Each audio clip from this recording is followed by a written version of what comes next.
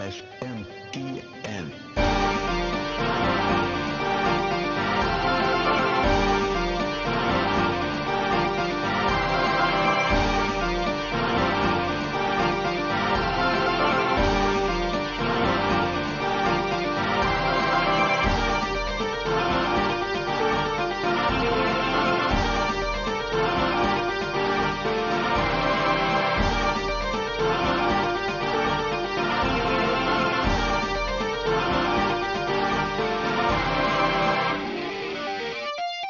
How's it going, everybody, and welcome to Shin Megami Tensei Network, link 228. I am your host, Spencer Presley, and joining me today is my very, very special guest, Brian Shea. Brian, thank you so much for coming on the podcast after, I think it feels like at least 6 years of begging you to come on, but might have been a month and a half. Yeah, I think it was somewhere in between there, maybe about 2 months, but yeah, thanks so much for having me.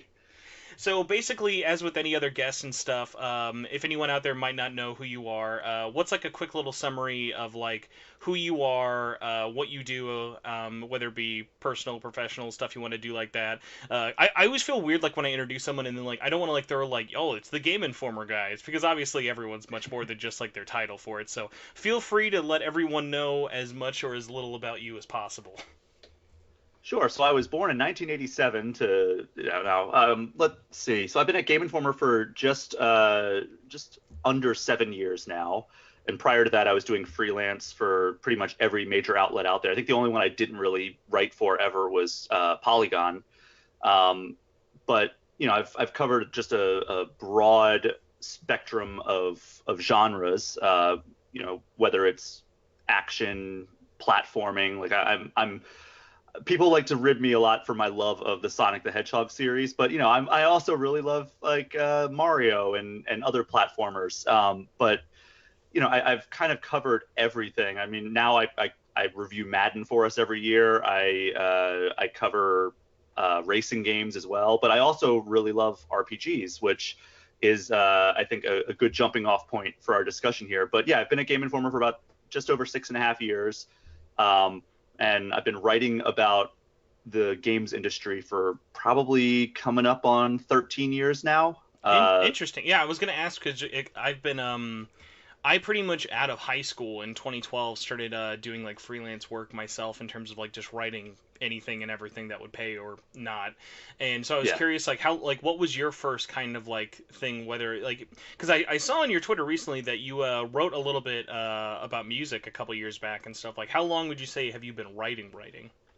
So in 2007, a friend on a fan site of a band that I liked, Velvet Revolver, which was a combination of like the Guns N' Roses band with the singer of Stone Temple Pilots. I was a big Stone Temple Pilots fan growing up, so I was like, yeah, I'll listen to this band. So I joined a fan site like when it first started, and my friend that I made on that forum, and that's really dating me when you're talking about forums and message boards and stuff. So, hey, yeah, it's 2007. Again, no disrespect. Seriously, this show started through a old video game fan forum that is no longer even around. So, yeah, well, there you go. Shout out to forums. They are good places to get beginnings. Not last they long, are. But they're good beginnings. It's the social media before the social media.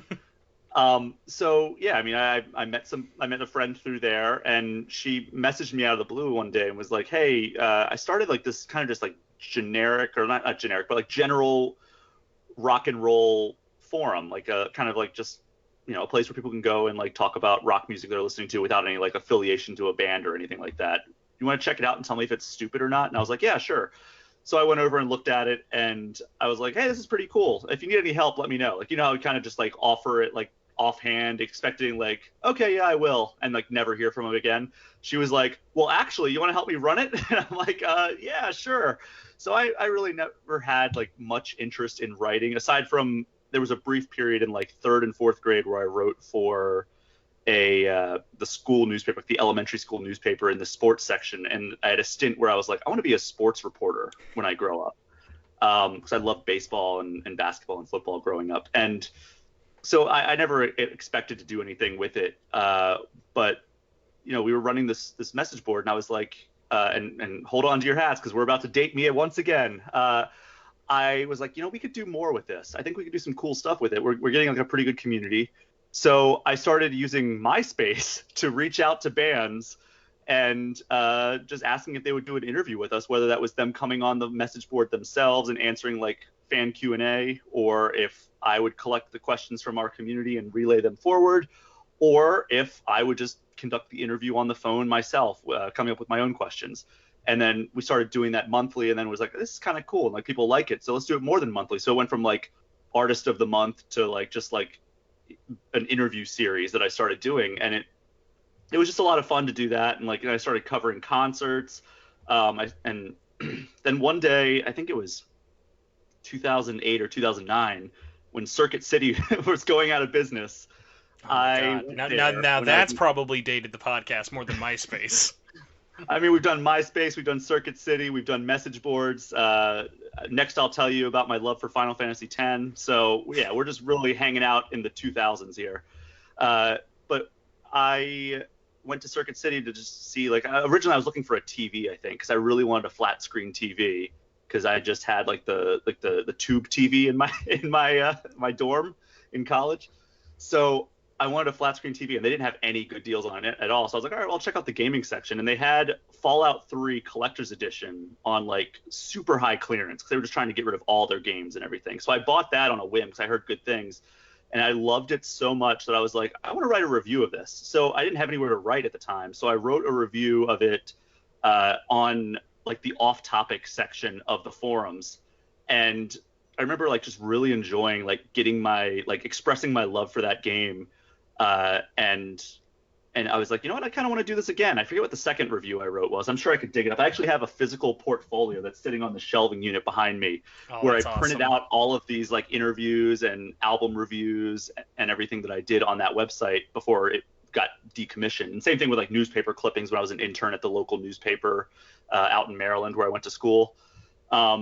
So yeah, and so what I did was I actually I started writing for this website called Examiner. It's no longer around, but it was kind of like I mean, the way to really call it is it's a content farm where they just bring on as many freelancers, quote unquote freelancers, to write, and you don't get paid per article, you get paid per click. And I started off, I was living in Pittsburgh at the time, and I wrote about Pittsburgh concerts because that was what my expertise was at the time. So I would go to concerts. I got like a backstage pass to Megadeth, which was awesome. And I would, photograph concerts, review concerts, all kinds of stuff like that, write up news about like concerts that are coming to town. And that was, it was a lot of fun, but it was a limited audience because it was just concerts that were happening in Pittsburgh. And then this was at the height of the Guitar Hero and Rock Band craze. And they put out a call saying like, hey, we want somebody who can cover this for the national edition. If you know anybody, like refer them. And I was like, I happen to know somebody who loves writing about music and also loves video games and also is obsessed, to put it lightly, about Guitar Hero and with Rock your Band. outlet. I've got to ask, just because I've had so many other experiences myself, like working with actual papers or like college papers and stuff like that. You would like think, oh, there's probably like a guy or two or three people who might be into games. It's like, no, there's one. Everyone hates it. No one has any free time to ever play anything. Like for me, it was always like, what can we pawn off entertainment wise? Because everyone else there had no life outside of running a paper. So when I was doing an internship at the local newspaper, it was the Delmarva Daily Times out in Salisbury, Maryland, which is where I went to school or college. And they didn't have like any kind of video game coverage. So I was just writing for like the weekly insert. I think it was weekly. Basically looking for like local events, like, because it was like 30 minutes away from Ocean City, Maryland. So they would have like a bunch of live music and everything. So I would call around to the different bars at the beach and be like, hey, who do you have playing this weekend? And then I would fill out like the events guide. Or if they had every once in a while they would have like a musician coming and touring and they'd want to do like a profile on the guy or an interview or something like that. So I didn't unfortunately get to write about video games too much in the newspaper, but with Examiner, they pretty much just had a specialist for every single thing. And they had thousands upon thousands of writers. Sometimes, they would have like a Pittsburgh video game Examiner, but that was already filled, so I didn't try for that. But then when they put out the call for Guitar Hero and Rock Band, I like jumped at the chance because at that point in time, I was also playing Guitar Hero competitively. Like I was raking in the gift cards at local tournaments in my college town. Like I think on my senior year, I won like $700 in like cash prizes Damn. and gift cards. It was a pretty sweet gig, and totally still, like, I love Rock Band. Like I'll break it out every once in a while when I have somebody over, and we'll just basically treat it like a karaoke machine because I have like thousands upon thousands of songs. But anyway, yeah. So that was kind of my foot in the door with writing, like transitioning from music to games, and then I started writing for a smaller blog.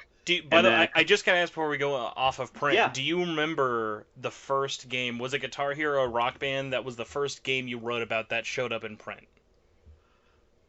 That was actually for print. It was probably later, when after I had written for this smaller blog, then I founded a website and then ran that for 4 years, or I co-founded a website and helped run it for 4 years.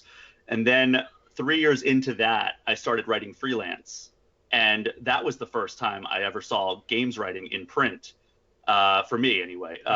Was I reached out just on a whim to the then editor-in-chief of Official Xbox magazine. It was like, hey, I was thinking about starting freelance. Would you ever be interested in having like an article from me? And she was like, yeah, let's talk. So like we actually, and this blew me away. Cause like I don't know, I thought I was a nobody, but then like the editor-in-chief of a magazine I read on the regular was like, yeah, you want to have a call tonight? Let's just chat. And I was like, sure.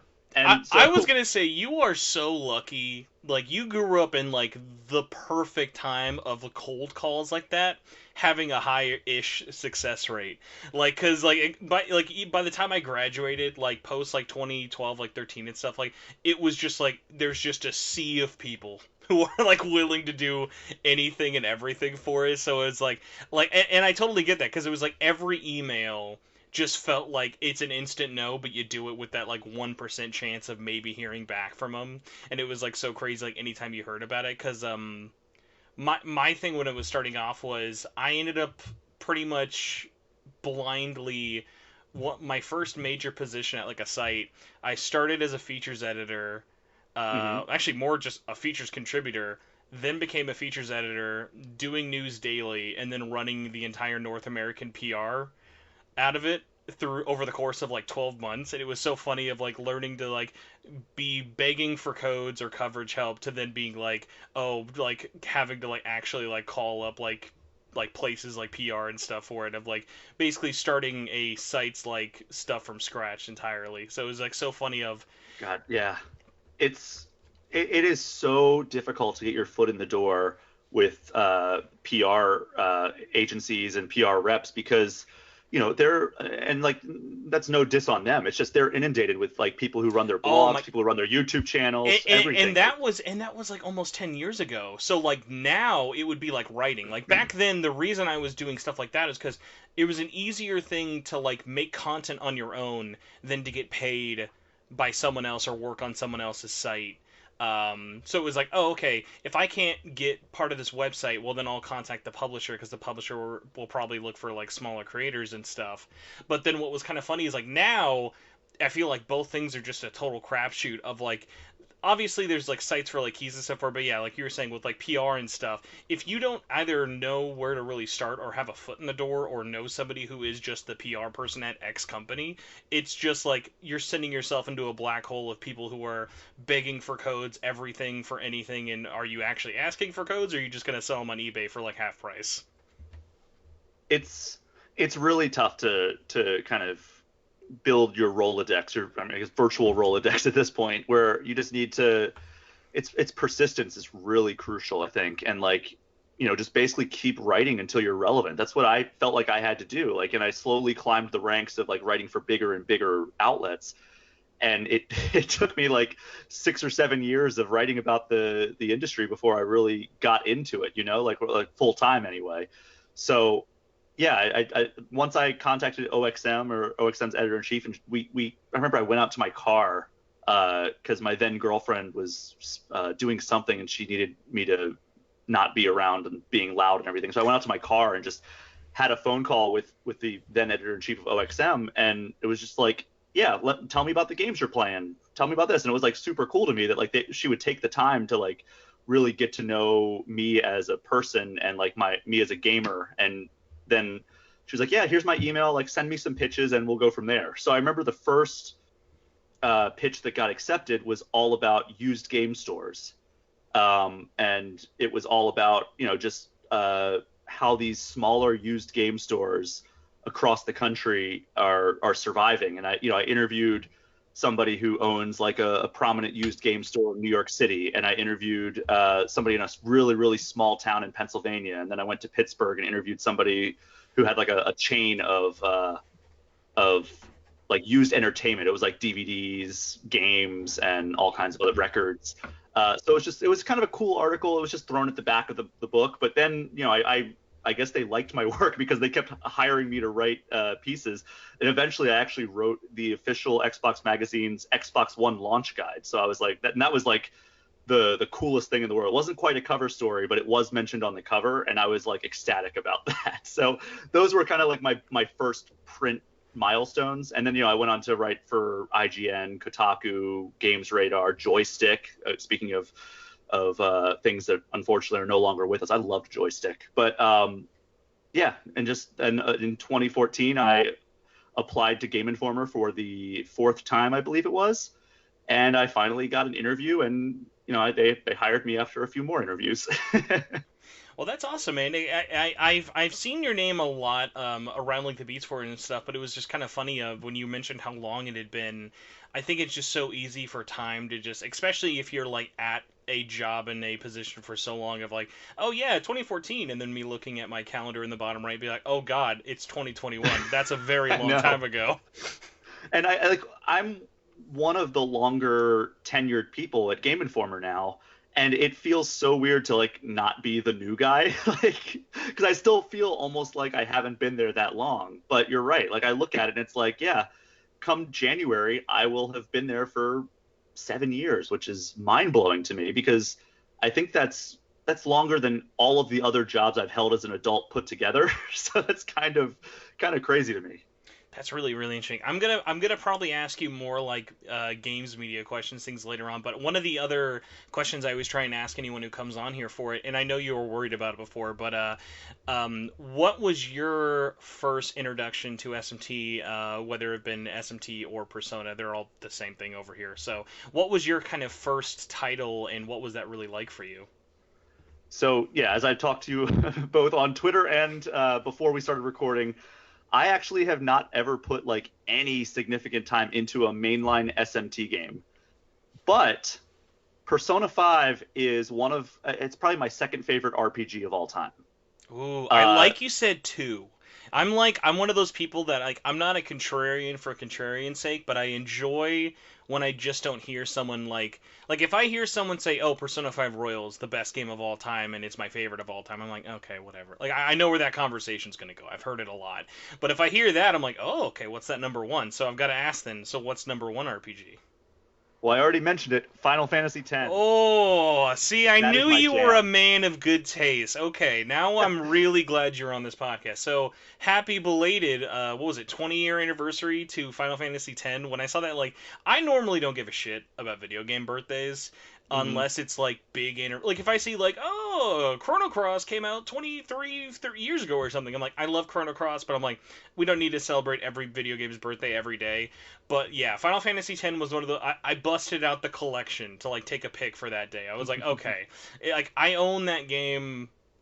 Oh my god, I think I own that game. If we include 10-2 as well, I think I own them about 6 times, like physically on different platforms. Oh, I'm maybe worse. So I have 2 copies on PS2. Perfect. Digital Vita copy. It was on PS3 as well, right? Mm-hmm. So I got it on PS3, the HD remaster, and then I bought it again on PS4, which plays on my PS5 now. I have it on Switch, and I also have it on Game Pass on Xbox Series X. So I have it a lot. I have to ask your opinion on this. Okay. Just it has to be said. This is a safe spot. I'm not going to tell you my thoughts to judge it already, but how do you feel about 10-2? So I've never gotten through it. Oh, Here's the thing about me. Okay. My 3 favorite games of all time all come from long-running series that rarely get direct sequels. Mm-hmm. So, number 1 game of all time, Breath of the Wild. Number 2 game of all time, Ocarina of Time. So Zelda games are often largely standalone. Like there's little connection between Ocarina of Time, Wind Waker, Twilight Princess, unless you just look at the larger timeline at like in general. You don't have to like be like, oh, well, you have to play Ocarina of Time to understand what's going on in Wind Waker. And Breath of the Wild getting a sequel next year. Ocarina of Time got a sequel, what, a year or two later? Yeah, 2 years later. And then Final Fantasy X, it's number 3 on my list of my favorite games of all time, also got a direct sequel. So I have never finished any of those sequels. And I mean, I definitely intend to with Breath of the Wild. But I don't know, that track record's looking a little. No, you're gonna be that one person on 2022 Game of the Year, like, I don't know, guys, it just didn't get me. I was just playing too much. Fuck, I can't even think of a 2022 game. It's like I'm playing too much Deathwire. God of War, Horizon. Yeah, God of War. Well, here's the thing though, since it is my favorite game of all time, and I've continually championed it within the Game Informer staff, I would not be surprised if I'm the one that ends up reviewing it. The sequel, because I also recently just replayed Breath of the Wild, so I might have no choice but to play it, even if I'm resistant to the idea, which I'm not. I'm actually foaming, frothing at the mouth to play this game. We're just fully off the rails, but that's how this show normally goes. I gotta ask you then, Age of Calamity thoughts as a big Breath of the Wild fan. What'd you think of that game? I'm not a big Warriors fan. I loved Persona 5 Strikers, to kind of circle it back there. I reviewed that for us, and I thought it was phenomenal. But they also changed up the formula quite a bit from the traditional Musu. Yeah, I'm this much of a like stickler for definitions of like I don't even like allow it to be called I made a big thing of, even in my spoiler cast, my review, I mentioned it's made by the same developer, Omega Force. I don't even consider them one and the same. They're just because they are so different. And like, it's one of those things because especially over the last generation, I played every Omega Force game. And I know each definition of like which one, like kind of what makes each one tick a little more than the other. Of it's like they're just so out of there. But hey, if you don't play them, I totally get it. Squares mash, triangles heavy, same. You see a crowd of enemies, but it's like it's those little minor things for it that it's like it's just so different in the great scheme of things. Like I can't even compare with the comparison. Yeah, I think that I liked the first Hyrule Warriors enough to finish it, and then I just got sidetracked for Age of Calamity, and I only played the first few missions. Okay. It seemed very similar to what the first Hyrule Warriors did, but of course, if you are a fan of at least the characters and the story, or the little bit of story that was in there, I would highly recommend going back to it, because literally Age of Calamity is a really weird and special one, because like I'm not normally a huge fan of playing things on the Switch unless I have to, because that's obviously a Nintendo game. I don't have a choice there, so it's like, okay, whatever. But that is, in my opinion, Omega Force's best game. I even think that is better than like it has got such depth in terms of the gameplay, and then what they do with the story. Like, they haven't committed to a story like that, I used to say ever, until pretty much the last 3 games they've done. Age of Calamity, very focused on story, very like precise. It knows what it's, because like no one ever talks about a Dynasty Warriors game story. Nothing against Lu Bu. Yeah. Like those stories are fun, but no one's like, oh my god, dude, you hear what he's doing? But like you look at that, you look at Persona 5 Strikers, and then you look at the recently released Samurai Warriors 5. Very focused on the story. They're very like, this is what it's about. And it's super improved for it, just because it's like when Omega Force, I don't know if it's just something that got slapped into them over the last generation of no one caring about their stories. Like, they just decided, let's just cut all the fat from the story. The gameplay can be a bajillion hours long, but make that story mode actually matter, and I think it has paid off in dividends. With Age of Calamity, I can kind of get falling off of it, though, especially because of the way it's set up. Its menu is just the map of Breath of the Wild with a bajillion icons. It's like the definition of, like, a little daunting at first. But like if you don't even care about that and want to just burn through all the story missions, it's still like one of my favorite Zelda stories. It's a really just batshit insane game. I would love to. I mean, it's more of just I don't have any time to play a lot of games, unfortunately. Like I try to treat it like a buffet line when I'm like super busy and just like try a little bit of this game, try a little bit of that game. That's But why like I've loved this summer, man. Like this summer's been so nice of like outside of like your Ratchet and Clanks and like other things kind of popping up randomly, I've just felt so much like fun free time to just be like, okay, you know what? It's a weekend or a week. There's nothing really that like August right now. I was looking at it. Unless you care about Ghost of Tsushima or No More Heroes or Hades coming to other things, August is pretty quiet. I think like that's going to be a really good catch-up month for a lot of people. sure, I mean, I adore Ghost of Tsushima, so I'm totally down to play that on the PS5 version with the new island and everything. So I am personally psyched for that, but I agree. Yeah, there's going to be, and this holiday season looks like it might be an onslaught of games. So get it in while you can, and there's no new game that you just have to play right away. But yeah, back to my thing about how I got into Persona or SMT. I tried Persona 4 Golden when it came out on Vita because I had never played a Persona game, and everybody was like, "Oh my god, this is like the best RPG ever! You got to play Persona 4, and P4G is the way to go." So I bought it, sight unseen, and I don't know how many times you played Persona 4, but that intro just drags so Oh yeah. long. Oh yeah, all of And them. All of them are very like yeah, it is one of those things of and this is coming from someone like I love Persona 4. Like it is probably like my favorite in like the Persona like if I had to pick through 1 through 5.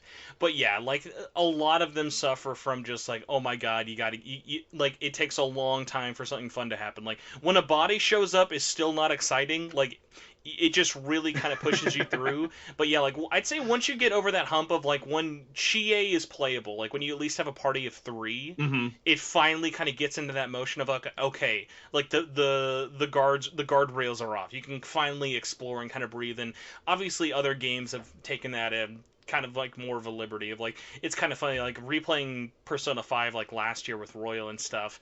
It was like once you do your first day at school, you're pretty much in just do whatever the hell you want mode.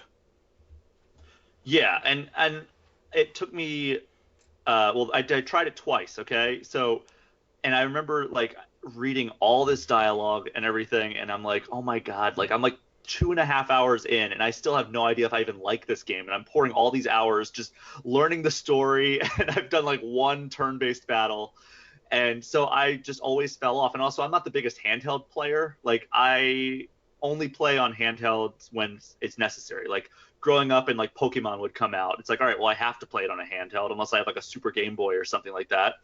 So, and I would always opt to do that when I did get a Super Game Boy or the GameCube Game Boy player. Those were always my go-to moves when I had to play like a Game Boy Advance game or a Game Boy game.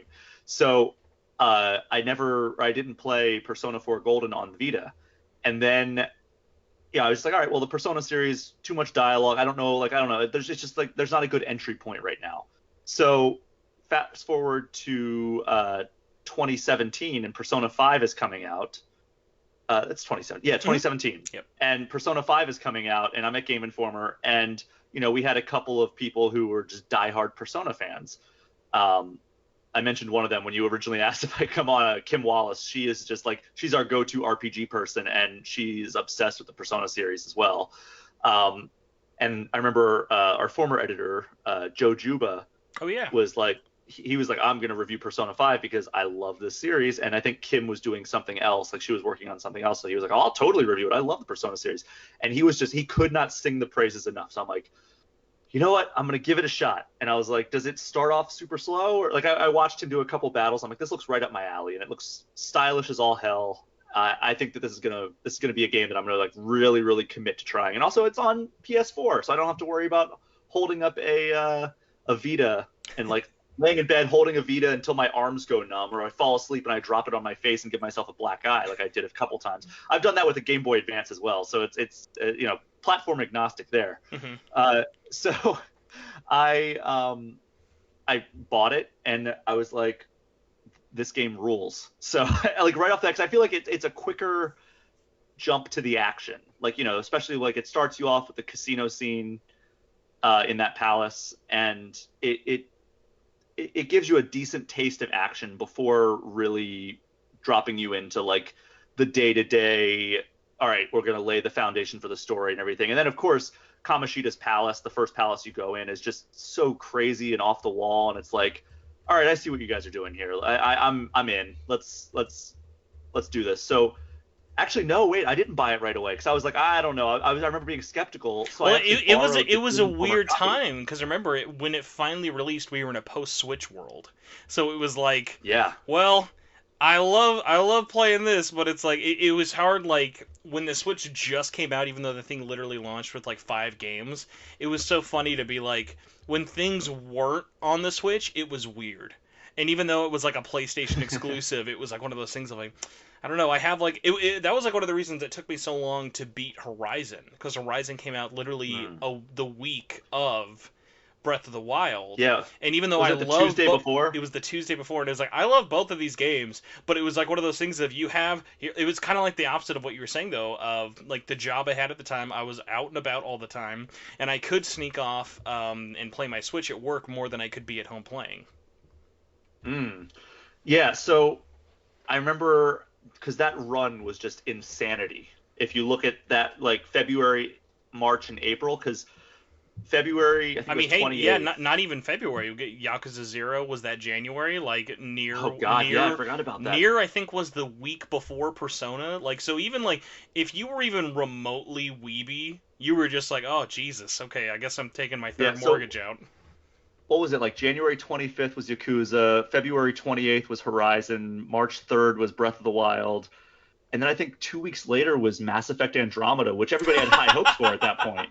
So Oh like my god, I that was one of remember, those great moments of like I was like went in with zero interest and just enjoyed watching the like train wreck of BioWare fans. Like it was like watching the Titanic from like a tugboat. It was like, oh man, it sucks for them. I'm just gonna go back to my yeah, that games. one sucked for me because the Mass Effect trilogy was my favorite series or favorite IP that started the generation prior. Like I adore Mass Effect 2 and 3 in particular. Um, but yeah, I mean, so I remember I finished Breath of the Wild like 2 days after Andromeda came out, and I was like, all right, time to go on to Andromeda. And I remember starting it and thinking like, I don't think this is good. And then I finally gave up on it, and I was like, all right, well, I'll just move on. And then that's when I moved on to Persona 5 because it got like rave reviews from everyone, including my coworker who I trusted his opinion. And so I borrowed the Game Informer copy that he reviewed the game on and played it, I think 20 hours on that. And then somebody else wanted to get it. Like they were like, hey, can I try that?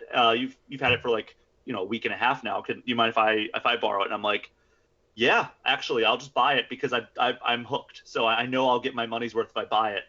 And then I just played the hell out of that game. I think my final save file when I beat it was 124 hours. Oh man, yeah. So you really went in deep with that. Yeah, and then fast forward to 2020, and I'm reviewing Persona 5 Royal for us because Joe, who did the Persona 5 review, was busy with something. Oh, he was going to be on vacation or something. And this In is reviewing Royal is the opposite of vacation, so Oh my God. So I had this is right before the pandemic hit because I think Royal came out like a week after everyone went into lockdown. So I had a deadline to get it in the issue. A week after everybody went into lockdown was my deadline. So I'm playing it, playing it, forsaking all other social I'm obligations. trying to remember just because most people don't really know this for it, but if I'm guessing right, did you get a code as part of like the February wave?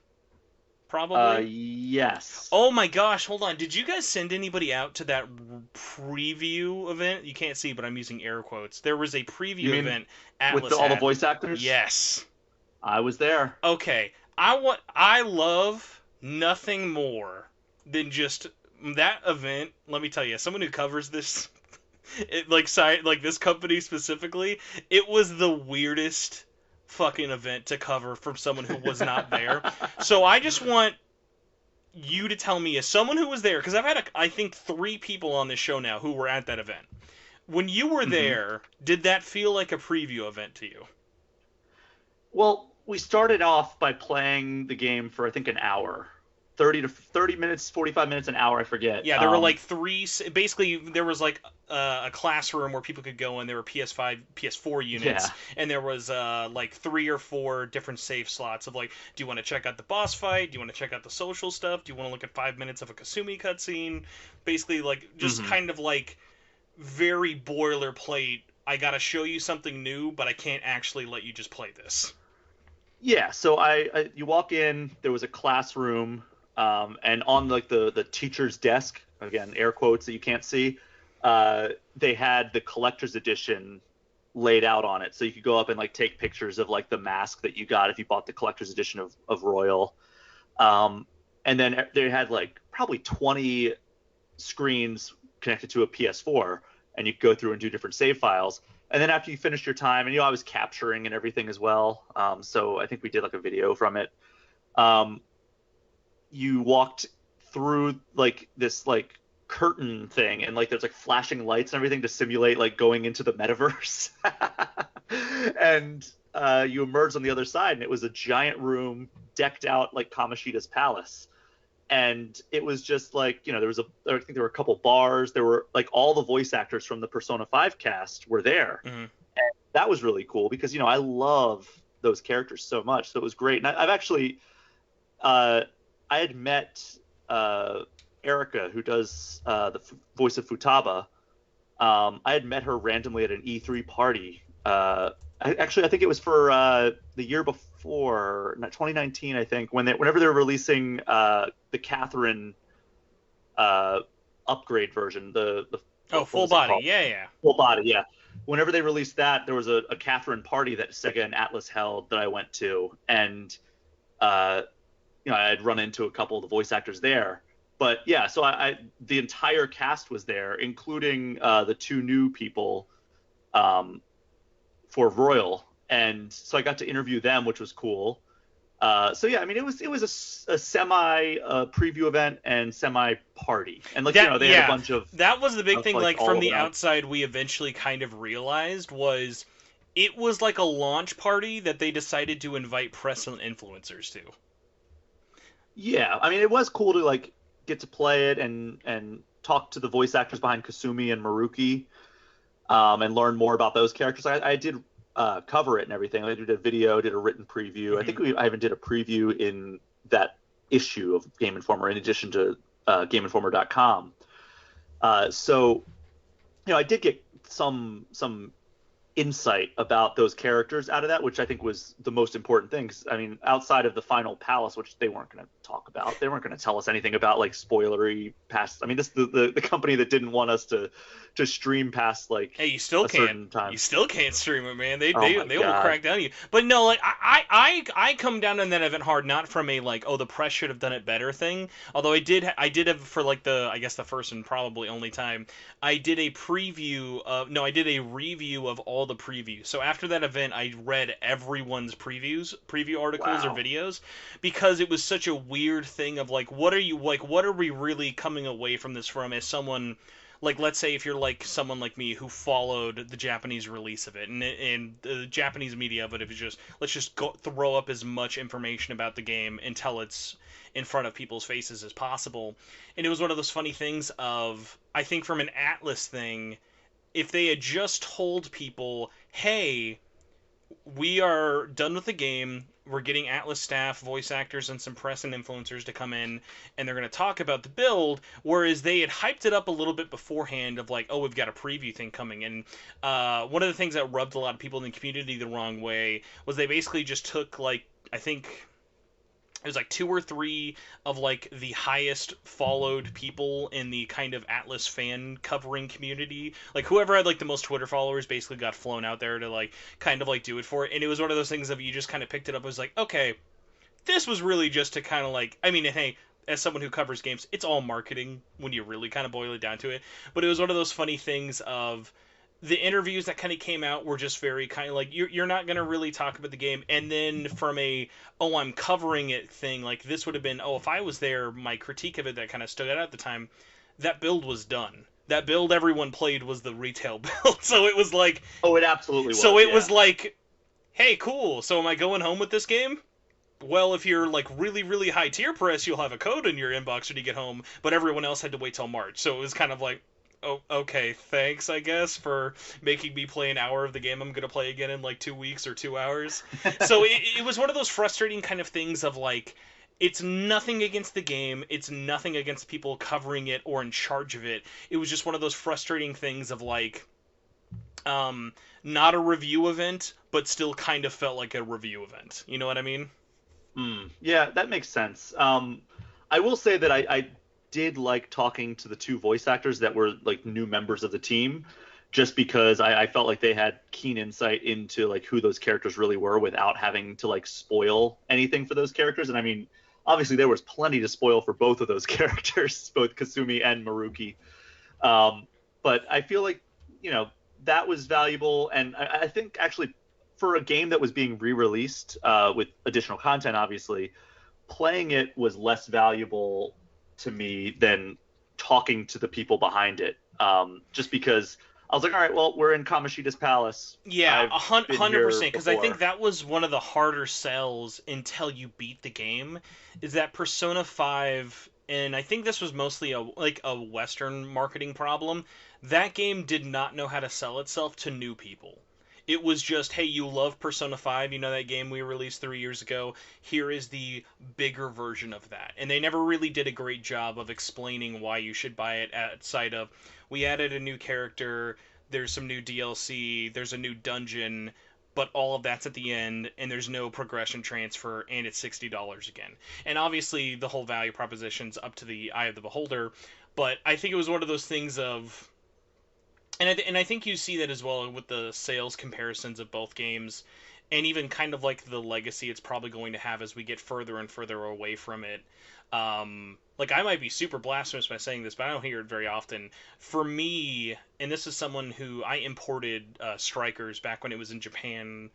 Wow, Scramble. There we dedicated. go. What was funny is normally I don't import just because that was such a weird case of, I don't know how much like the Western media ever cared about it, but if you remember, Strikers didn't get announced until last December, literally Yep. 2 months before it came out.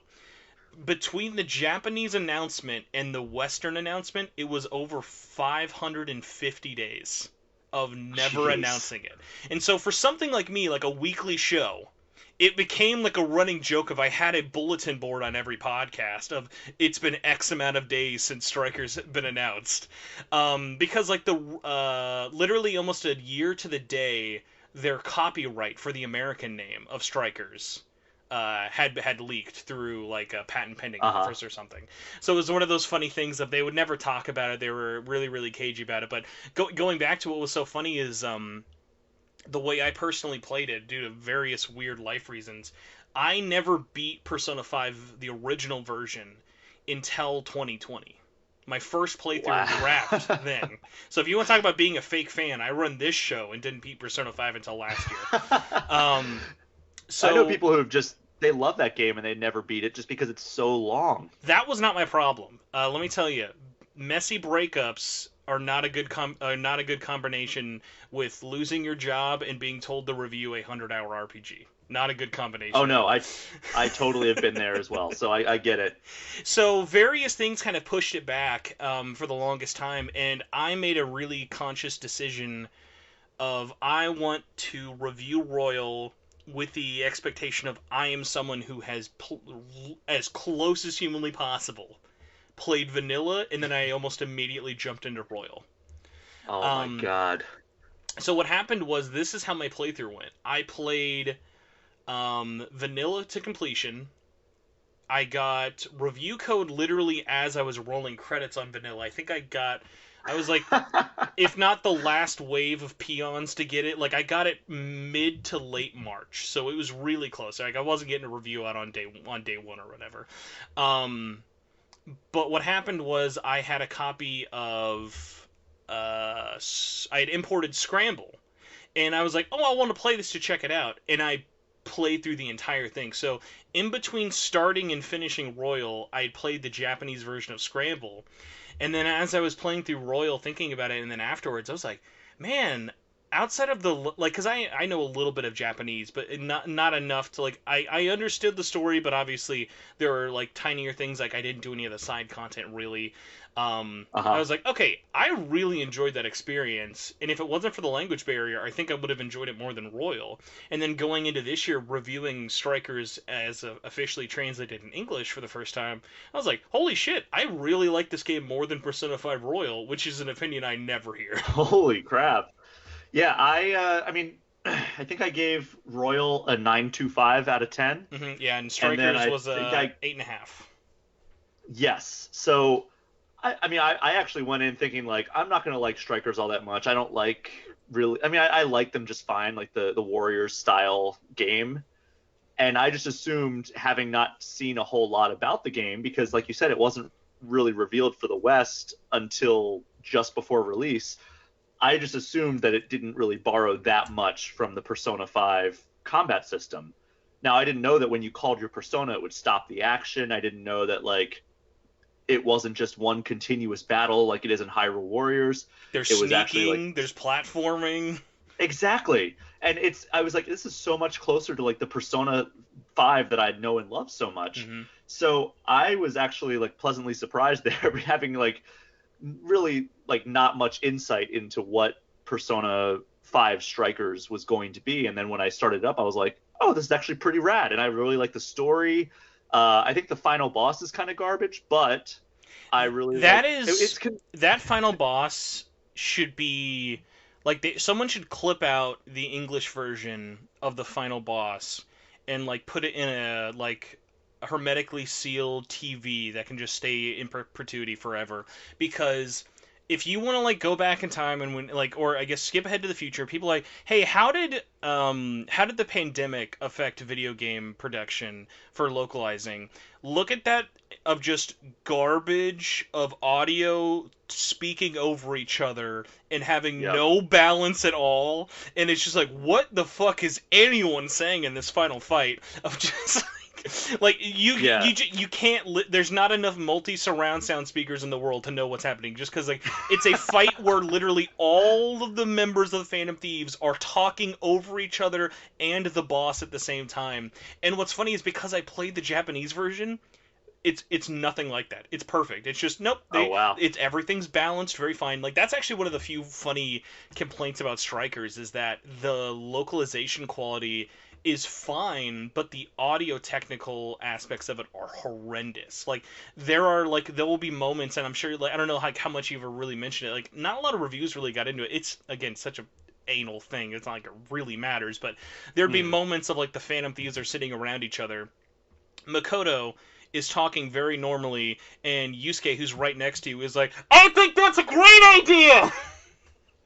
Of just like, it was just like what like half deaf person was working on this? And like, I've literally like reached out to them and was like, oh hey, clearly this was just a thing of work from home syndrome. Someone didn't get a review this over one or two many times or whatever, and things slipped through the cracks. Not a huge deal. Not the end of the It world. would be funny if it was actually, since they were acquired by Sega, a nod to the same problem they had with Sonic Adventure 2. It's literally that bad. It's Dreamcast level of like unbalanced audio, and what sucks is they won't patch it. It's just because they just don't believe it's worth it. And I'm sure it's not. Like, no one's gonna be like sitting around GameStop be like, "Did you hear they fixed the audio in Persona 5 Strikers? Oh fuck, here's my $35." Like, no one's holding out for that reason, but it does kind of taint the like quality of it when it's just like, cause someone might just assume, oh, what if this is just because it's an action game and the audio is just hard to balance? No, if you play the Japanese version, it's perfectly balanced. Everything sounds fine. There's no sound issues at all. It was just one of those things that, because they had to finish it working at home, which was just so weird about it. But no, dumb tangent aside. But no, I do want to ask you, because we were talking about reviews for it, and you reviewed Royal. Are you in the camp? I guess that would say, I say as if my camp's big enough for the Steven camp. It's more of like a small homeless encampment. I thought a lot of the press who reviewed it were coming at the game from, well, it got a blank, so clearly it's got to be better than this. I feel like everyone was reviewing Royal as a addendum to the original game and not as just its own separate piece of media. You know what I mean? Yeah, so that's a tricky thing to think about, like when you're approaching a review. Like, I remember, I think it was Mortal Kombat 10 I was reviewing for us, and I think that actually got like I remember Mortal Kombat 9, I think at the time got a 9.25, and I remember playing Mortal Kombat 10 and thinking, well, this is better than Mortal Kombat 9. Should I have to give that like a 9.5 then because it's better than Mortal Kombat 9? I'm like, no, our philosophy, and every outlet is going to be different about this, by the way, but our philosophy is, you can review games as standalone entities. So I believe that our Persona 5 Royal and our Persona 5 Vanilla review scores are the same, if I'm not mistaken. I think we have 925 for both of them. And I think that's just a testament to, both of these are terrific experiences, whether you want to get Persona 5 for free if you have like a PlayStation 5, it's one of the free games if you have a PlayStation subscription. Or I always tell friends who are like, hey, I want to play Persona 5, what should I do? I always tell them, you could get it for free if you want to like try it out and see if it's for you, or you can check out Royal, which I think is the superior game, but you can't go wrong either way, Did you know that's a controversial statement to make? Like, there are people out there, I'm not shitting you, people actually exist out there who think that, like, vanilla is the superior one. Like, they both exist, and they're both very valid games, and it's not like if you play one and not the other, like, you're a worse or a lesser fan. It is just so mind-boggling to me that there are people out there who are like, no, no, no.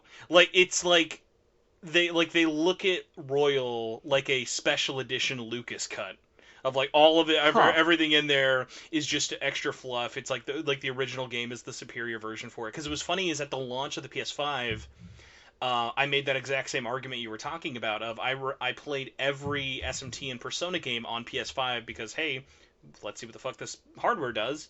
And one of the notes I made was, hey, even though this is part of the PlayStation Plus collection, you can get this game for like sub $30. Save yourself the time, because guess what? If you get the game for free and you play all 80 to 100 hours of it for your first playthrough, even if that's your best game of all time, it's gonna suck as soon as you jump into Royal and then go, sweet, let me try out the new stuff, and then someone just comes out and says, no, dude, you gotta beat the game.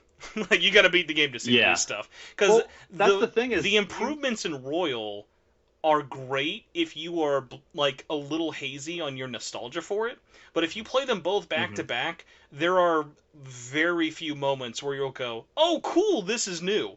It just kind of goes, no, that's probably just what should have been there to begin with. Yeah, and they do a great job making those moments, aside from the fact that there's a final palace that just kind of feels tacked on at the end. Everything else flows seamlessly into the game. And also, I wish that Kasumi joined your party a little bit sooner. But I really love her arc. I love Maruki's arc. I love that you learn more about Akechi through Royal. Like, you can he can develop him as a confidant, which is amazing. He literally steals he steals the show in Maruki, but Akechi, I think, definitely, at least for me, was like went from a character I was morbidly interested in through his fandom going into 5, and then Royal felt like they actually made him a real person, which was really nice. Just curious, for you, as someone else who reviewed it, do you ever have moments when you're reviewing something for yourself and then you look at everyone else's and have that moment of like, am I taking crazy pills? Why did no one mention this? It's always tricky because like especially for like us, we try to keep our opinions kind of concise. So we don't want to like really treat it almost like a bullet point. Like, that's just our review style. We don't want to like be like, oh, well, you press the X button and it does this. Like, we don't want to kind of give you a rundown of every single thing. But I will say that, like, there are things like I try to keep my reviews to be like what most impacted my enjoyment or non-enjoyment of the game. And, I for a game like Persona 5, I'm going to mention the hell out of that music because it's just full of bangers. But, like, I don't know, a game, I'm trying to think of a game, like Pokemon Snap, which I recently reviewed, new Pokemon Snap. The music really didn't impact me all that much. Like, it was pleasant enough, so I mentioned it in, like, the little bullets that we have, where, like, we have one that's dedicated to sound, so I was like, yeah, the music's pleasant. But, like, I didn't mention it in, like, the review itself. And so I tried to keep it, like, mostly focused on the stuff that impacts me the most, no matter what I'm reviewing. So with like Royal, the big stick out that I apparently was the only Simpsons comic book guy and wanted to be a big baby about was the DLC was like new levels of egregious to me for that game, and the fact that no review brought it up really, really smacked me in the face. And the only reason why, not because of the costumes, not because of the demons, not because of like music or other little extra things like that. The one thing that blew my mind that no review mentioned was challenge battles, and the game gives you one and then locks 7 behind DLC. It's not like, oh, there's one and that's all you get. It literally shows you them all locked behind cages saying, we are giving you the first one for free and everything else you have to pay for. And it was like such a like it like felt like 2012 locked on behind like DLC on disc egregiousness of like one of those like just crazy things of like I can't think of like, because even if you like that mode or not, like I personally really like Challenge Battle. I think it's a fun little like score attack thing. It was just so funny to me of like I think especially kind of going back to the conciseness with reviews, it's so easy to kind of fillet this game when reviewing it because there are so many great things about it that other games don't do, like the music or talking about the characters, the settings or changes. But then there are moments of like when something like that, it might not stick out for a lot of people for it, when in the sense of like another reason of like something people didn't really talk about in a lot of reviews I noticed, but is it in a positive way, the My Palace thing. I was like, oh my god, I've spent like at least 10 hours just playing Tycoon in that in Oh wow! and like nobody talks about My Palace. My Palace is like, is that like a PlayStation Home mod? What is that? I don't know. Yeah, let me see if I mentioned it in mine. But I do want to say that, let's see. Oh my god! I typed Control F and then typed Palace, and I mentioned Palace a billion times. I know I mentioned the preview. I don't know if I mentioned it in the review itself. I will say My Palace, perfect preview bait. That's perfect. Throw them in there, let them run around, do a couple of things. No spoilers in My Palace mode. That's true. Yeah. Yeah, that card game was pretty fun. I hadn't thought about it since I reviewed that game. So like this, bringing back memories now from a year and a half ago. This is the sad life I live on a weekly basis. Like, you guys remember this? You guys remember running around looking at old JPEGs on the wall? That was a weird thing. Yeah, but I will defend Persona 5 Royal as definitely the definitive version, as much as Persona 4 Golden is the definitive version of that. You're on the right side of history. I appreciate it. And speaking of which, after I beat Persona 5 Vanilla, to kind of bring it full circle here, something that I mentioned probably like 40 minutes ago now, but I said I never played, or I didn't play Persona 4 Golden on PS Vita. I was like, I want to play Persona 4 Golden now that I know that I like this series. Now that it showed me that I can enjoy this game through Persona 5. So I actually put out a call on Twitter if anybody wanted to sell me their PlayStation TV, if you remember those, because like they were super expensive on eBay. Whoa, hey buddy, what do you mean were? They still are, sir. I haven't looked in a long time, but I'm assuming it's only gone up in price. But anyway, one of my good friends was like, I have one. I was like, all right, how much do you want for it? He's like, I'll just send it to you. Just pay shipping. So he sent me one. I still have it. And I loaded up P4G on that, and I played it all the way through. And I loved it. I think that I like 5 better, but very different. A lot of people are that way with their first Persona games. I think a lot of people are that way with their first Final Fantasy game as well, where it's like, the first Final Fantasy game you love is always going to be your favorite. Like, some people maybe started with Final Fantasy 2 and that's not their favorite, but I started with 10. That was my first Final Fantasy game, and it's still my favorite Final Fantasy game, my favorite RPG to this day. That's awesome. And I know a lot of people like to give that game shit, but I enjoy it. You will not hear any of that here. We just do the nastiest things with Final Fantasy X on this show. It's nothing but love here. But we're also a bunch of weirdos who like the 13 trilogy, so we're in our own little small circle. I like the first 13. I like 13-1, we'll call it. I thought that game got a lot of heat that it didn't deserve. I think that it also did deserve a lot of the criticisms, and I kind of got lost in Final Fantasy 13 2. It Literally, I it didn't know gets where to weirder, go. man. If you think 13-2 loses you, Lightning Returns, and this is coming from someone who loves it, like that's my favorite in the trilogy. Like it gets so weird. Oh no, It's I such. reviewed Lightning Returns, Oh, and okay. so I played it all the way through, and I was not a huge fan of it, but I also have this feeling, this urge lately that's been growing in me that I want to replay that entire trilogy because I cannot I beat believe they have not 13. ported it to like play. Do you think that would just be the easiest? Like, it's already all on PC. They're already all on Xbox with Series X. Like, they look great. It's just like put that on Switch and PlayStation and just like sell it to people for like $40 with like all three of those. Because like I think enough time. It'd be almost like the Skyward Sword thing, but in reverse of like people. I guess because Skyward Sword's flip flopped a lot, but like people dogged on 13 for so long that if you gave enough quality of life little improvements, people would be like, "Hey, $40, I'll buy it. Whatever. It has 3 games in it." Like they would. It would be enough time that people could jump in new and old, and like it just is so weird it's not happened. But I mean, Square's got a bajillion projects and other things to come out for. Like I know it'll happen Uh-huh. one day, but I'm exactly like you. Of like I want to jump in and replay that trilogy, but I don't want to. I don't want to play it on PS3 again. Well, you know what? When they announced Xbox backward compatibility, I went and bought the entire trilogy digitally. It looks great, especially So 13. I 13 will. looks awesome on So Xbox. I've been debating which RPG I want to replay next. So it's between the 13 trilogy, Lost Odyssey, which I adore that game. Great game. I think it's a hidden gem of the Xbox, and I think it's one of the best RPGs of that generation. And it's crazy because nobody thinks Xbox when they think RPGs, especially JRPGs. But Lost Odyssey is, I feel like that's like the true successor, like to Final Fantasy X that we didn't get with Final Fantasy Oh yeah, 12. yeah, for sure. Because I remember when like I said, Final Fantasy X was my first entry into the series, and then I was like, oh well, I love this so much, I'm gonna love Final Fantasy 12. So I bought the collector's edition of that right after it came out, and I was like, the hell is this? And I never played Final Fantasy 12 because like my first impression was like, this is nothing like the game that I fell in love with.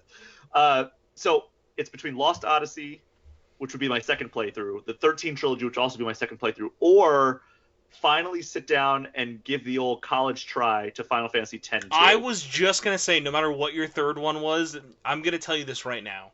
And even in terms of a time sink, 10-2 is gonna be the shortest. Just sit down, make a playthrough of it, complete it over a month or whatever, over a couple of weekends. It still holds up. It's great. It's not that long, and the music is awesome. Like I cannot recommend it. Like as much as I love all three of those things you listed, you gotta do 10-2. Because think about it like this. What are you going to do? Wait until 10 more years when they finally announce 10-3 and then go back and replay I it? want 10-3 so bad. It's going to happen. 10-3 is going to, like, that Well, they script just is talked done. about it. I know, like, when people were talking about it again, like, but, like, if you listen to Katase around when 10 and 10-2 HD came out, he was like, oh, I'm working on a script. And he's like, it's basically done. We just got to do it. But, like, they were even in Final Fantasy VII hell back then. But, like, once that team's done and they have a team to make it, like, 10-3's happening. Like, I think in the West, people lose sight of this a lot. I can't describe to you, without getting a pile of money, like Breaking Bad levels of pile of money, that franchise fucks hard in Japan. The 10 alone has, like, Dragon Quest 3 levels of nostalgia bait. It is insanely nostalgic still. Mm-hmm. So, like, I it's mean, it's gonna happen. I would love that. I mean, I would even love like a Final Fantasy VII remake style remake of 10. Now we're getting too crazy. Now we're getting too insane. Because having just replayed it, I just replayed Final Fantasy X 3 months ago. I have a really close friend who had never played it. Did you just say I hate my time and you know what, should I wait 2 months for the PS5 version? No, let's play the inferior version 1 month before the best version comes out. So, yeah, Final Fantasy X. I just replayed it with a. I'm sorry. I thought you said 7 remake. I was like, why? Would you play that 3 months ago? No, sorry. I'm replaying Final Fantasy X. Okay. I had a friend who had never played it before, so I was like, hey, let's play it together, like book club style. So we did that, and you know, she loved it, even though she was like, I'm not a huge turn-based combat fan. and she liked it so much. I think she even started Persona 5 because that was like my other favorite RPG. So, yeah, I just like every little moment about that game just gets me, and it's like I would love to see this recreated because it's just rough enough that I don't know if like a Zodiac Age style re-release would really help those moments. Like finding celestial weapons in that game it's like if you're not using like a guide, you're never going to get it. I don't know how people did it without buying like the official guide of Final Fantasy X back in the day. I know I didn't get the celestial weapons until my third playthrough of that. I've played it I think 7 or 8 times now. And yeah, I replay it basically every 2 years at this point. And I still do those damn chocobo races to get Titus's. By the way, I'm going to call him Titus because that's, in my opinion, the correct pronunciation. I think the voice himself, James Arnold Taylor, has said whatever you want to call it. Like if the voice himself doesn't like have a headcanon, I'm like then it doesn't matter. Like there are very few things like that. But if you think about like the way these names are formulated, they're always like some sort of wordplay or play off of what that character is. Ooh, how did you feel about Persona 5 Royal, the dub ruining Jose? As soon as they called him Jose, I like vomited in my mouth. I was like, I will not call him Jose ever in my life. Well, do they call him Jose in the Japanese version? It is like with an accent. It is Jose, but like and I mean the voice direction in Persona 5 is already so uneven and really really bad in a lot of minute ways. But like they mispronounce main characters' names. Like Hanamura is Hanamura, or like Like they just do so many little weird things of like localization wise, like it's got a lot of little things to pick apart like that. But because that is his only name is Jose, like there's not like you can't fuck up Ryuji, but you can fuck up his last name. But it's like whatever, we all call him Ryuji, it doesn't matter. Like it's like I want retconned to hell. Like whatever next game Jose is in, which he will be the next Igor. I'm sorry to spoil everybody. He's basically just baby Igor, so he's going to be whatever then the next thing is for Persona and stuff. It's like, just call him Jose. We're not going to question it. We're not going to whatever. It is Jose, please. So I'm a big MMA and UFC fan, and from that I do know that like some Brazilian Portuguese pronunciations is Jose, so I didn't know if they were going for that. That's why I was asking about the Japanese. You would not think more than 3 people listen to this show with the course of our hour-long intro, but we actually have a pretty large audience in South America and Brazil, and I've asked multiple people down there, and I've been like, what would you guys have called this in this situation, hearing the Japanese compared to the English? And it's like, no, it's Jose. Yeah, like, there are moments where Jose works, but with the usage, the spelling, and the original pronunciation, it was all supposed to be Jose. Like, there's no reason it was I just Jose. never looked into the Japanese pronunciation. I just assumed they were going for that version of the name instead of, the kind of other pronunciation, the more traditional Jose, like the Spanish pronunciation instead of the Portuguese pronunciation. So yeah, that is weird. I'll tell you this: more people would rather play Persona 5 Vanilla than call it Jose. That's how tiny of a number it is. It's that minute. So as I mentioned, we're like record-breaking intro here. So I appreciate the discourse and where this entire train wreck has been going so far. Part 2 of this only 2-part question intro, if you'll believe it. The other question is, after your first game, what's at the top of your pile of shame now with the series as a whole? Like, what's that next game, and for the sake of convenience, we can't say SMT5.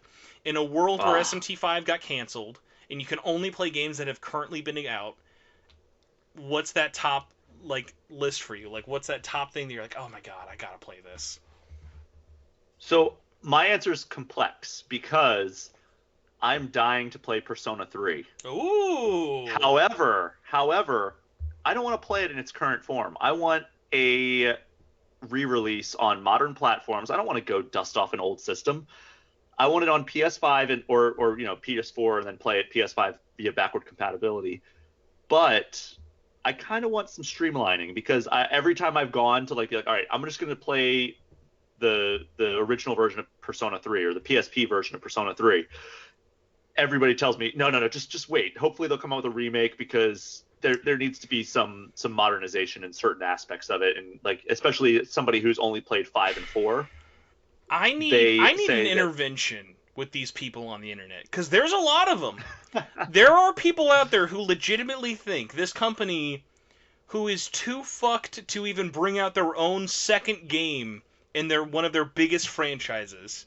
Like, we are in a world where Shin Megami Tensei 2 still has no official English one. We're in a world where they can't even pay a fan translator to put the iOS version back on the store. And these people think, no. They'll Final Fantasy VII remake Persona 3, though. No way, Jose. No way, Jose. No way, Jose. So, the theory that I have heard is that they're going to use the models from the dancing. What? I swear, you all have like a cult meeting at like Starbucks. Everyone says the same thing. Yeah, they listen, dude. They made the dancing models. They're gonna use them, and they're gonna use the environments. It's already in HD. It's like I need people to know that remake. I will like.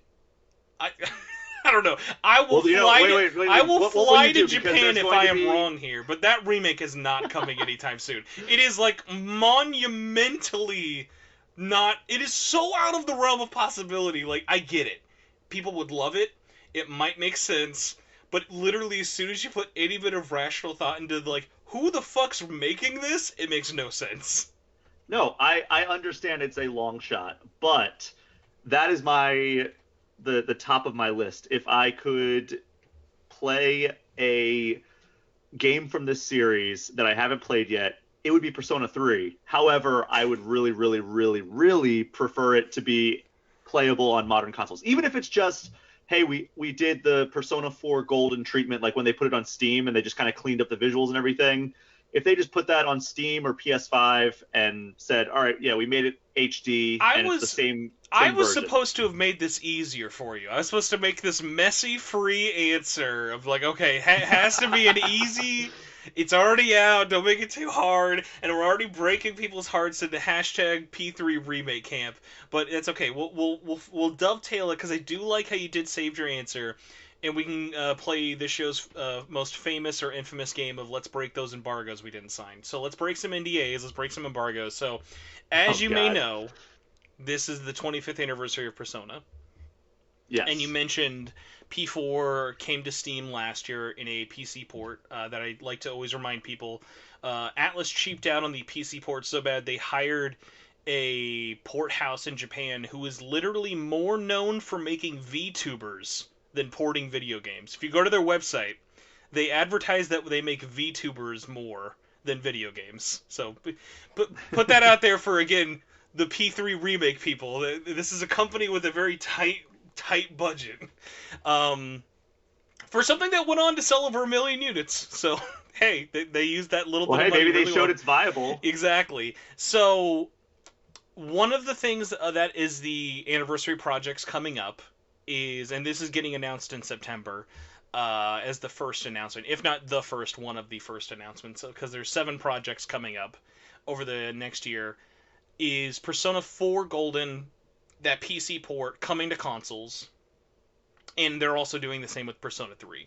So the reason it's been in silence for so long and is waiting is, I don't remember if... I don't remember. I don't know if you would have remembered this, but do you remember last year Sega finally put out Bayonetta and Vanquish on consoles?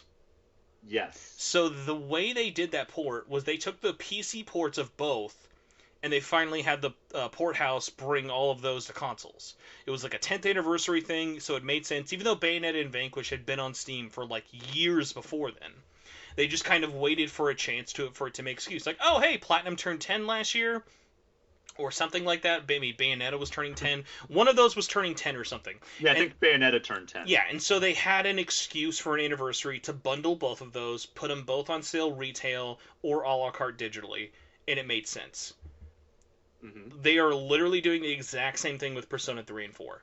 So the plan is basically, okay, P4 just kind of shadow dropped because we were in the middle of a pandemic, and they were like, well, fuck, I don't know what's going to come out. Let's just do whatever we can, drop it on Steam and see. Because Japan funded that initiative themselves. Like, everything else previously prior on PC, like Catherine, was basically Atlus West begging Japan to trust them, and Japan thinking PCs are scary porn machines that can only make games, not play games on them. So they were very, very taken aback by how well it had done. And then the plan with 3 is that 3's been done for a while. The port for 3. The whole thing about it is they've just been holding it for, okay, well, when's it going to come out? And the same thing with the console version of 4. And the whole point about that is, yes, we sold 1,000,000 plus copies on PC for $20, and that's really cool. But think about how much more millions they might possibly sell if they hold both games, two of the biggest games in that franchise, Persona 3 and 4, sell them at retail for $40, which is a really big market, not in the West, but in Japan, retail is still really, really big over there. Put that on Switch, PlayStation, maybe Xbox, I don't know, but it'll definitely come to Nintendo and Sony. But the whole thing with that is they're just waiting for an anniversary, and they're waiting for consoles, because really, there's no reason to just drop P3 the way they dropped P4. You know, like it's like you can kind of do it once and people won't question it. Like look at the Pixel remaster for Final Fantasy. That's stupid bullshit that we shouldn't be having to demand for. You know, but like. Yeah. It's Square, they kind of get a bullshit pass because they do bullshit a lot. Whereas if Atlus did this with P3, it would just be like, what the? It would be like, are you cucking me? Like, what's happening? Like, why is this only on like why is this not on consoles? What's happening? So the whole thing is they just wanted to tie it to an anniversary event for something like that. And so September, I'm assuming, because like basically everything I know is I know it's coming. I know who's making it hilariously. Because I had found it out through doing enough digging of different... Because there's not really a lot of port houses out there that Atlus would work with. But what was funny is I don't know which version of Persona 3. That's the tricky part. And I kind of don't want to know, because really, if I already know all this much, I kind of don't want to spoil any more of it. I'd like to be surprised along with other people. So the fun thing is, like, I know it's coming, but I don't know which version, and I'm personally vibing for... It's just going to be P3P in 4K. Because that's the most playable version, and it would just be the easiest thing to, like, remaster. Because it's just a ton of 2D assets, there's not a lot of 3D models, and the 3D models that are there would be very easy to clean up, because it's just Tartarus. Everything else is just like a visual novel. And it kind of goes back to, like, you're mentioning, like, which version do I really play? I think people just don't like to admit maybe that P3P is like the best, because like it's easy to say, well, I don't like that you're not actually exploring the areas, but like when you're going through an area in Persona, whether it be a console one or a handheld one, you're already doing a lot of menu management to stop the ability of walking from one spot to another, you know? Like it's already kind of micromanaged for you in portable, and that's what I really, really liked. Thank you. Huh. But no, the funny thing about it though is just like the big thing that I think Atlus can't get away from is they're not gonna, and Nocturne HD definitely showed them this. They're not gonna fuck with code. Like the more they fuck with the code, the more expensive that makes it, and the higher chance there is for something to go wrong. Like Nocturne HD was a disaster when it launched last year in Japan, and still kind of came out a little rough in America. Like they're still patching it amazingly by some standards. Wow. Fun fact, they won't tell us what they're patching, but they're patching it. So the funny thing about it, though, is, like, if you just do portable, it's going to alleviate everyone's big complaint about going back to Persona 3. And that's party control. Because in Persona 3 and Fez, it's all automated party control unless you're using the protagonist. Whereas then Persona 4 fixed it. Persona 5 obviously never really had it any other way.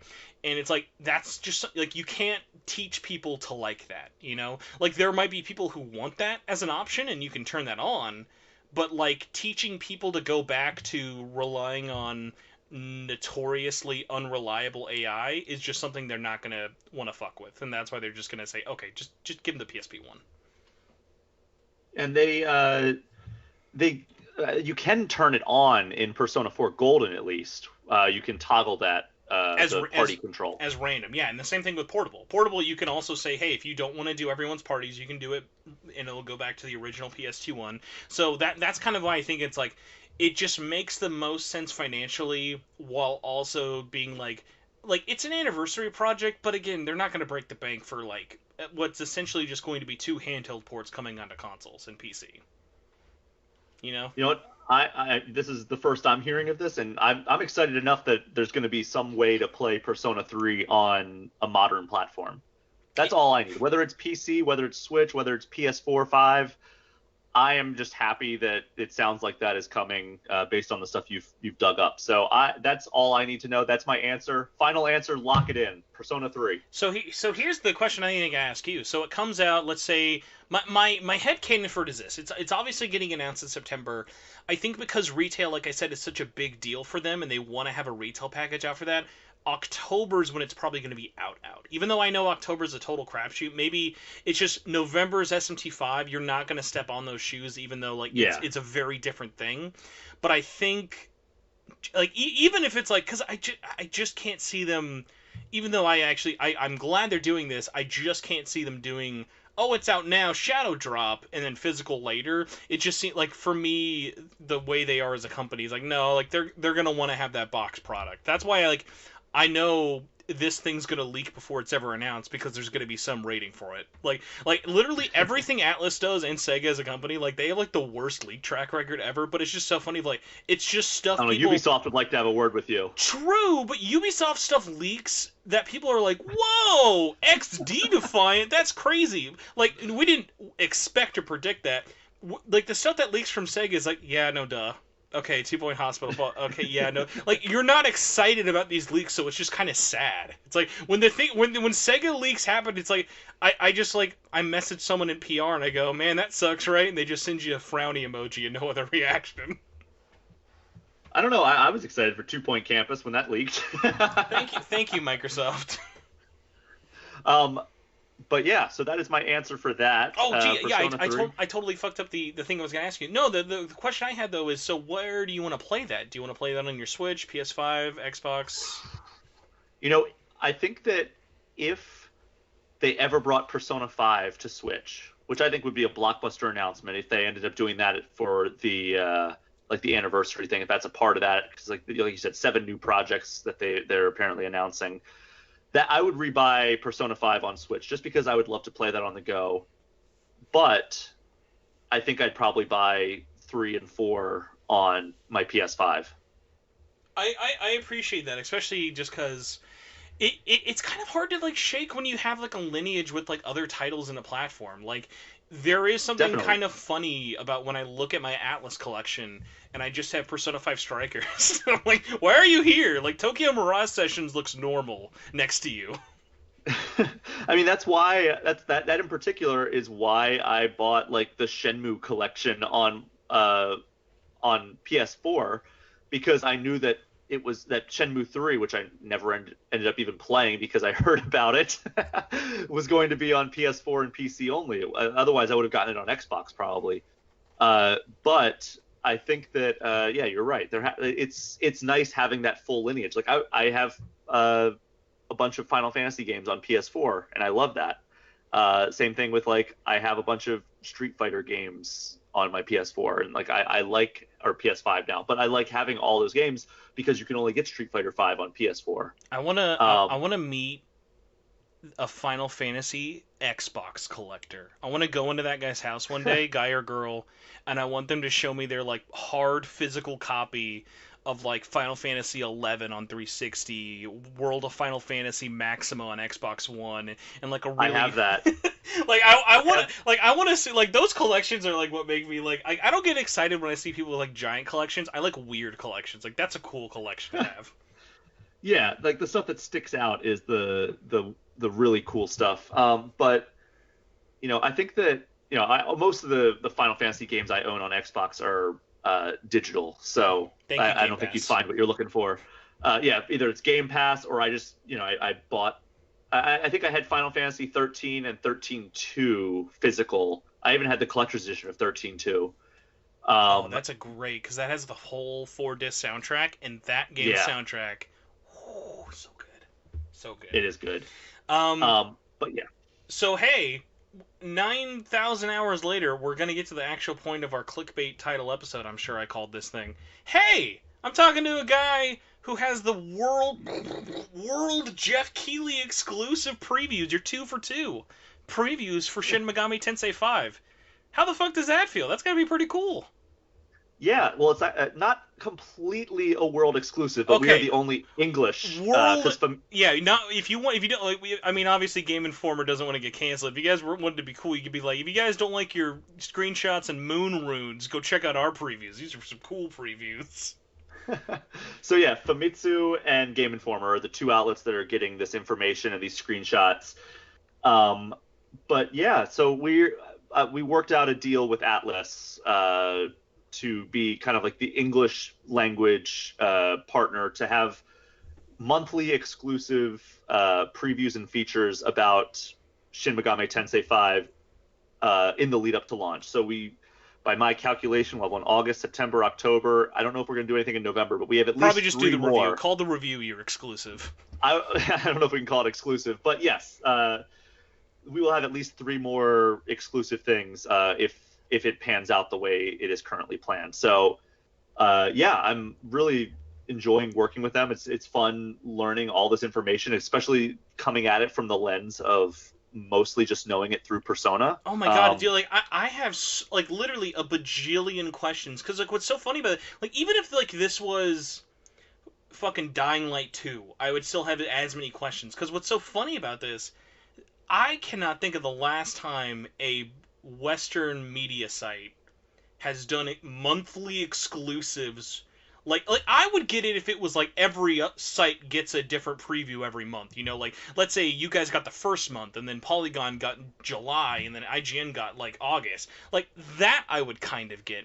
But the fact that it's all only in Game Informer is just so weird. Like I don't know how much you would have been like involved with it, but like so you kind of mentioned how like you guys came to Atlus about this. I'm surprised because for me it totally felt to me like from the outside of like Atlus coming to you guys being like who's gonna will anyone please take these screenshots, please anybody take the like our Twitter account, we can't do anything on social media apparently, but please just take these screenshots. Like how did that like really work? Because I'm surprised in such a good way because like it's kind of funny, like it almost sounds like it's criticism, but it's like the fact that, and especially with the last one I think was really perfect timing because it was coming right after that big video presentation Japan had.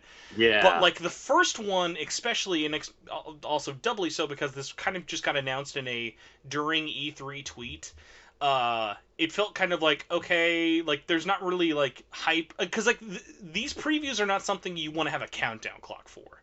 You know, like even as the person writing it, you're not like, guys, the screenshots in July, you're gonna cream for these ones. Like you guys are like, wait till you see these PNGs.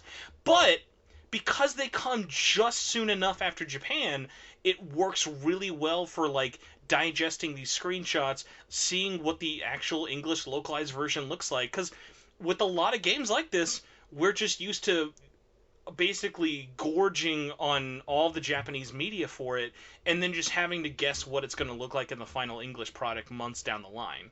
Whereas like this is such a weird opportunity of like, no, like because the way that these builds have been kind of working, it is possible for them to just, hey, when we're giving something to Famitsu or Dengeki and we can give it to the West and here's the English version. It's not just going to be like a Google Translate person on Twitter giving it back to you.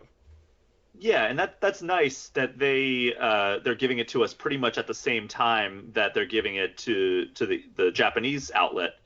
And it is nice that like they're giving us the localized screens. It's not just, oh, you can be like the Western outlet that delivers the Japanese screens that we gave to Famitsu. It's like, no, we're actually going to localize these screens for you. Which is great because, like you said, everybody wants to see what it's going to look like on their screen, and I would imagine the vast majority of your audience is going to be playing with English text. So it's awesome. I know the vast majority of our audience is going to be playing with English text. I don't know about yours, but yeah, probably yours as well. If this Hey, podcast is not being we got a translated. big hey, that's I mean, hey, another shout out to this game.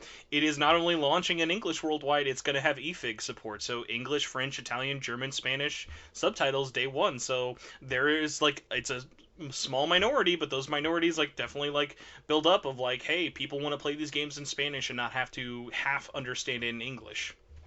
For sure. Yeah, and that's great. I think that like the more languages that the more accessible it is for people from different places, the better it is for gaming as a whole.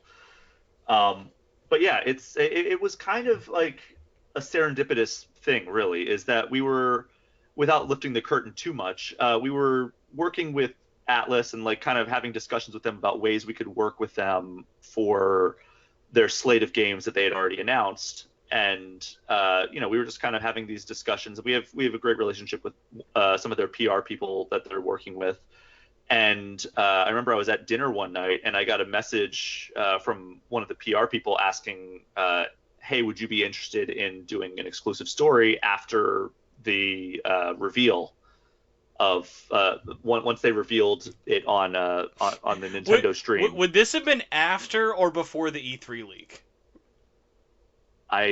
Man, I don't even remember. No, it's okay because I would love it if it was like before, and they're like, oh man, that's like a really big deal, and then because Atlus Japan leaked the release date before E3, which there's another very funny story about PR that goes into that, but what was so funny was like.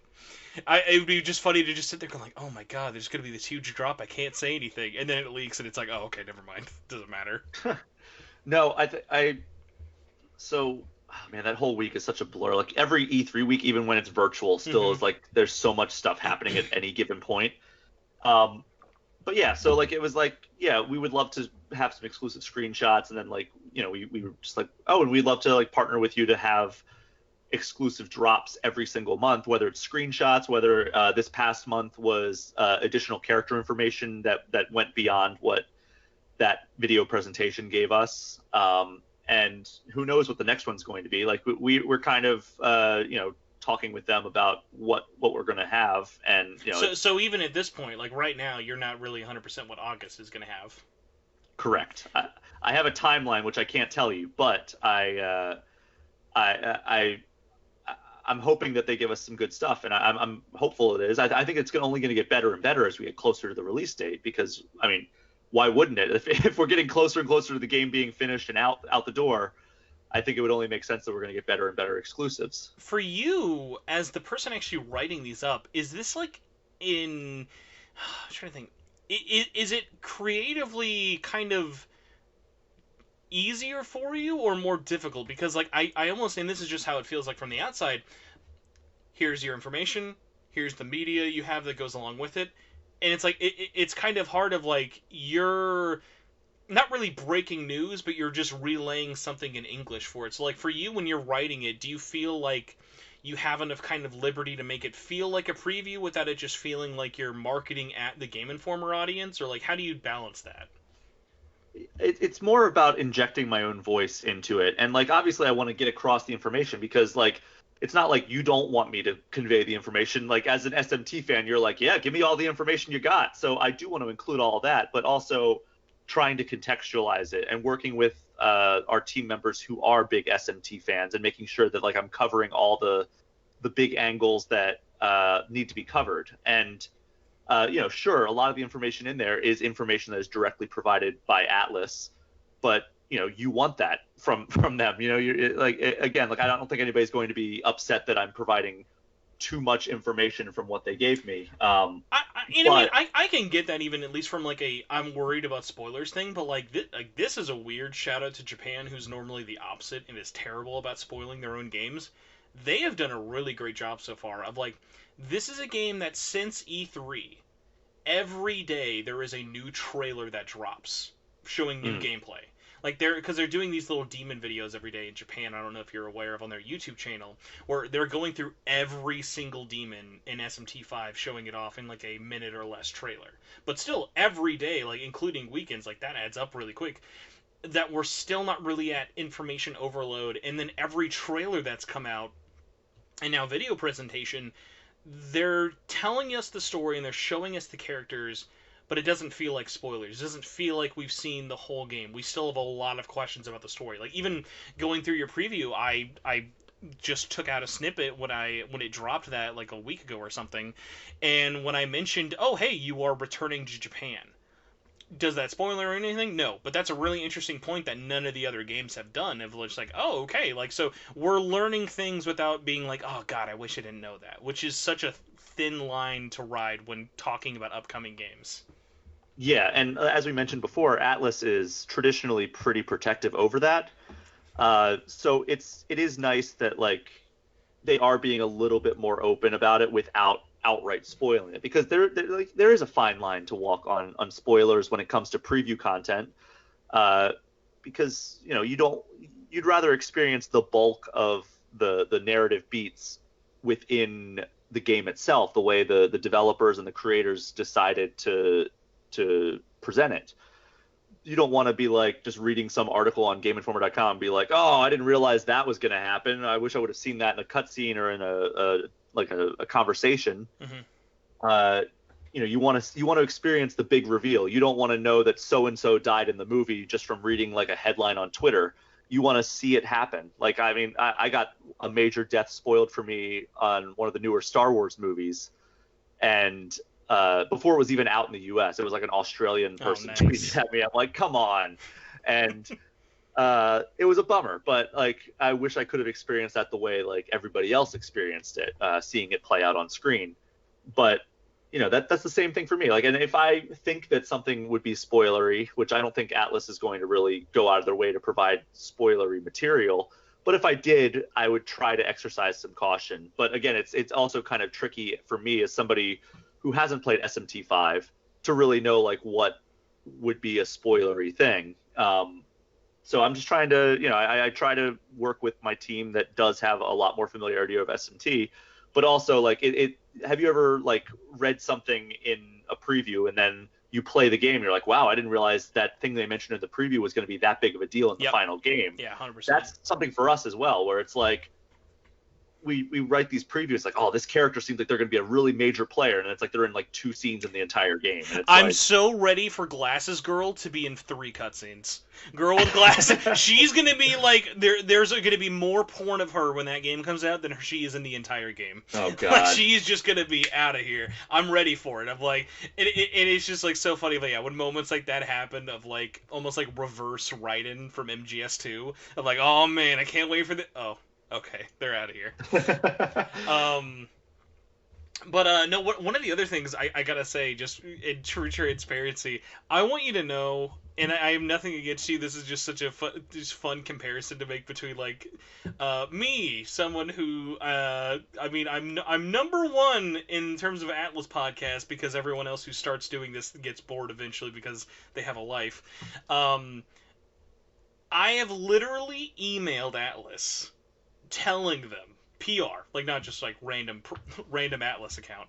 I have emailed official channels in PR and been like, I will interview, all caps, anyone, including like janitors. I will interview your janitor. If you give me anything, give me some table scraps, give me anything, and it is just crickets. Can't get anything, anyone, anything. You want a question to a PR? Nope. Get it? Nope. Sorry, nothing. And it just like sucks because like I'll talk to other people with it who will be like, oh, we're getting an interview set up for like 13 Sentinels or Royal or something like that, and like even like something that just seems like the most slam dunk easy PR win of the voice director for Nocturne HD. I wanted to have come on the show. Talk to him. He's down. Let's go. Talk to Atlus. Hold the phone. Hold the phone, guys. The fan podcast wants to talk to the director. We gotta slam it down. Like, it's just so funny. Of like, and I totally get it. Of like talking to a Game Informer or talking to a GameSpot or an IGN, getting an interview and like going through channels like that. It's way less of a thing of like, there's the possibility of anything going wrong is just so hard for them. Whereas like if you bring somebody onto a show like this, it is like it is so easy for someone to get an uncomfortable question or talk about something they don't want to talk about, and especially now compared to a few years ago, because like when this show started, we would literally have the community manager and PR people coming on this show shooting the shit. Like we have leaked games by Atlus employees on this show. It was that loosey goosey, and so it's just so funny then to like compare it now and of just being like, nope, nope, no fun, nope, we gotta go through the big boys. Everyone else does not exist. And it just kind of sucks because it's like I have nothing against like taking away from like big outlets having things like this for it, but like even like changing it up in like a little way of like, so let's say how they're doing their daily demon things. Why not find one content creator who is even remotely into Atlus games? Give them the English translated version, spread that across like 100 content creators, and then say, here's your embargo. This is your exclusive English translated version of this demon. There you go. Like, even like something like that, which would just be the most minuscule, here's a translated video that you get for you, would just be one of those things, but it just like, it just doesn't happen. And it just like, it's frustrating because like, especially people in like this community, it's harder and harder to see, I think, like Western coverage for something like this that's like, oh, in most cases, like, oh, it's a game that's been out in Japan a couple of months. In most cases, you're not always going to really be learning anything outside of like the localization process, and that's even a stretch if you're getting that. So it's kind of funny of like, I'm trying to think of like how to phrase this. It's just kind of funny the way it like ends up, because like most people have been into this series long enough that they want to know how the meat's made. Like they want to get like behind the scenes in the kitchen. They just don't like, you don't want like the, oh man, I love playing this character because like you were mentioning with like your interviews with like Laura Post, and I'm forgetting the guy's name who does Maruki or whatever, but like for those voice actor interviews are awesome, but they are the definition of just the safest coverage of like, I love talking to voice actors about roles, but it is so easy for it to just be that like, here's my character, there you go. And there's the thing, whereas like it might be more like random thing to pull out. If I had a random interview for anyone who worked on P5R, I would want to say, hey, what was it like directing a game that you didn't actually direct? Because like people don't really know this, the team who made Persona 4 Golden made Royal. The team who made P5 are off at a different studio doing their own thing. So like I would want to talk about things like that would be like not a difficult question, but not a question that's like fun and easy and very easy to like PR it up, you know? Yeah, and I think that it is important that any developer really service like the fan community, the enthusiast, diehard, like laser focused on their thing, on their very property outlets. Like whether it's an SMT centric podcast or a Zelda podcast. Like it's always great to see the developers get behind those community centric outlets. So yeah, I hope that they are able to kind of work with you more going forward. I mean, and it's funny because it's never from like a level of like disdain where like I'm mad at it for it, of like, because I know the reasons why. It's almost like 9 out of 10 times it's Japan. It's just always a Japan thing, and I totally get it. It's just kind of led to me being like having to think of like ways to get around the box with it, which has kind of been its own like fun challenge. But the funny thing about it is then like, I think one of the things that make it look worse by comparison is even looking in the same company. Like Sonic just had his big birthday. Sega of America, or I guess Sega West, whatever, had a 45-minute long video of reaching out to any content creator who wanted to wish Sonic a happy birthday and make their own video and just threw it all together in like this big 45-minute birthday montage. Like that's awesome. That would never happen with Atlus, and they are the same company. It's like, it's just, it's so funny of like, because like you look at even like say something like Xbox, say what you will about them for it, like they are so active with their fans on social media, whether you have 5 followers or 5,000 followers, like they will interact with anybody.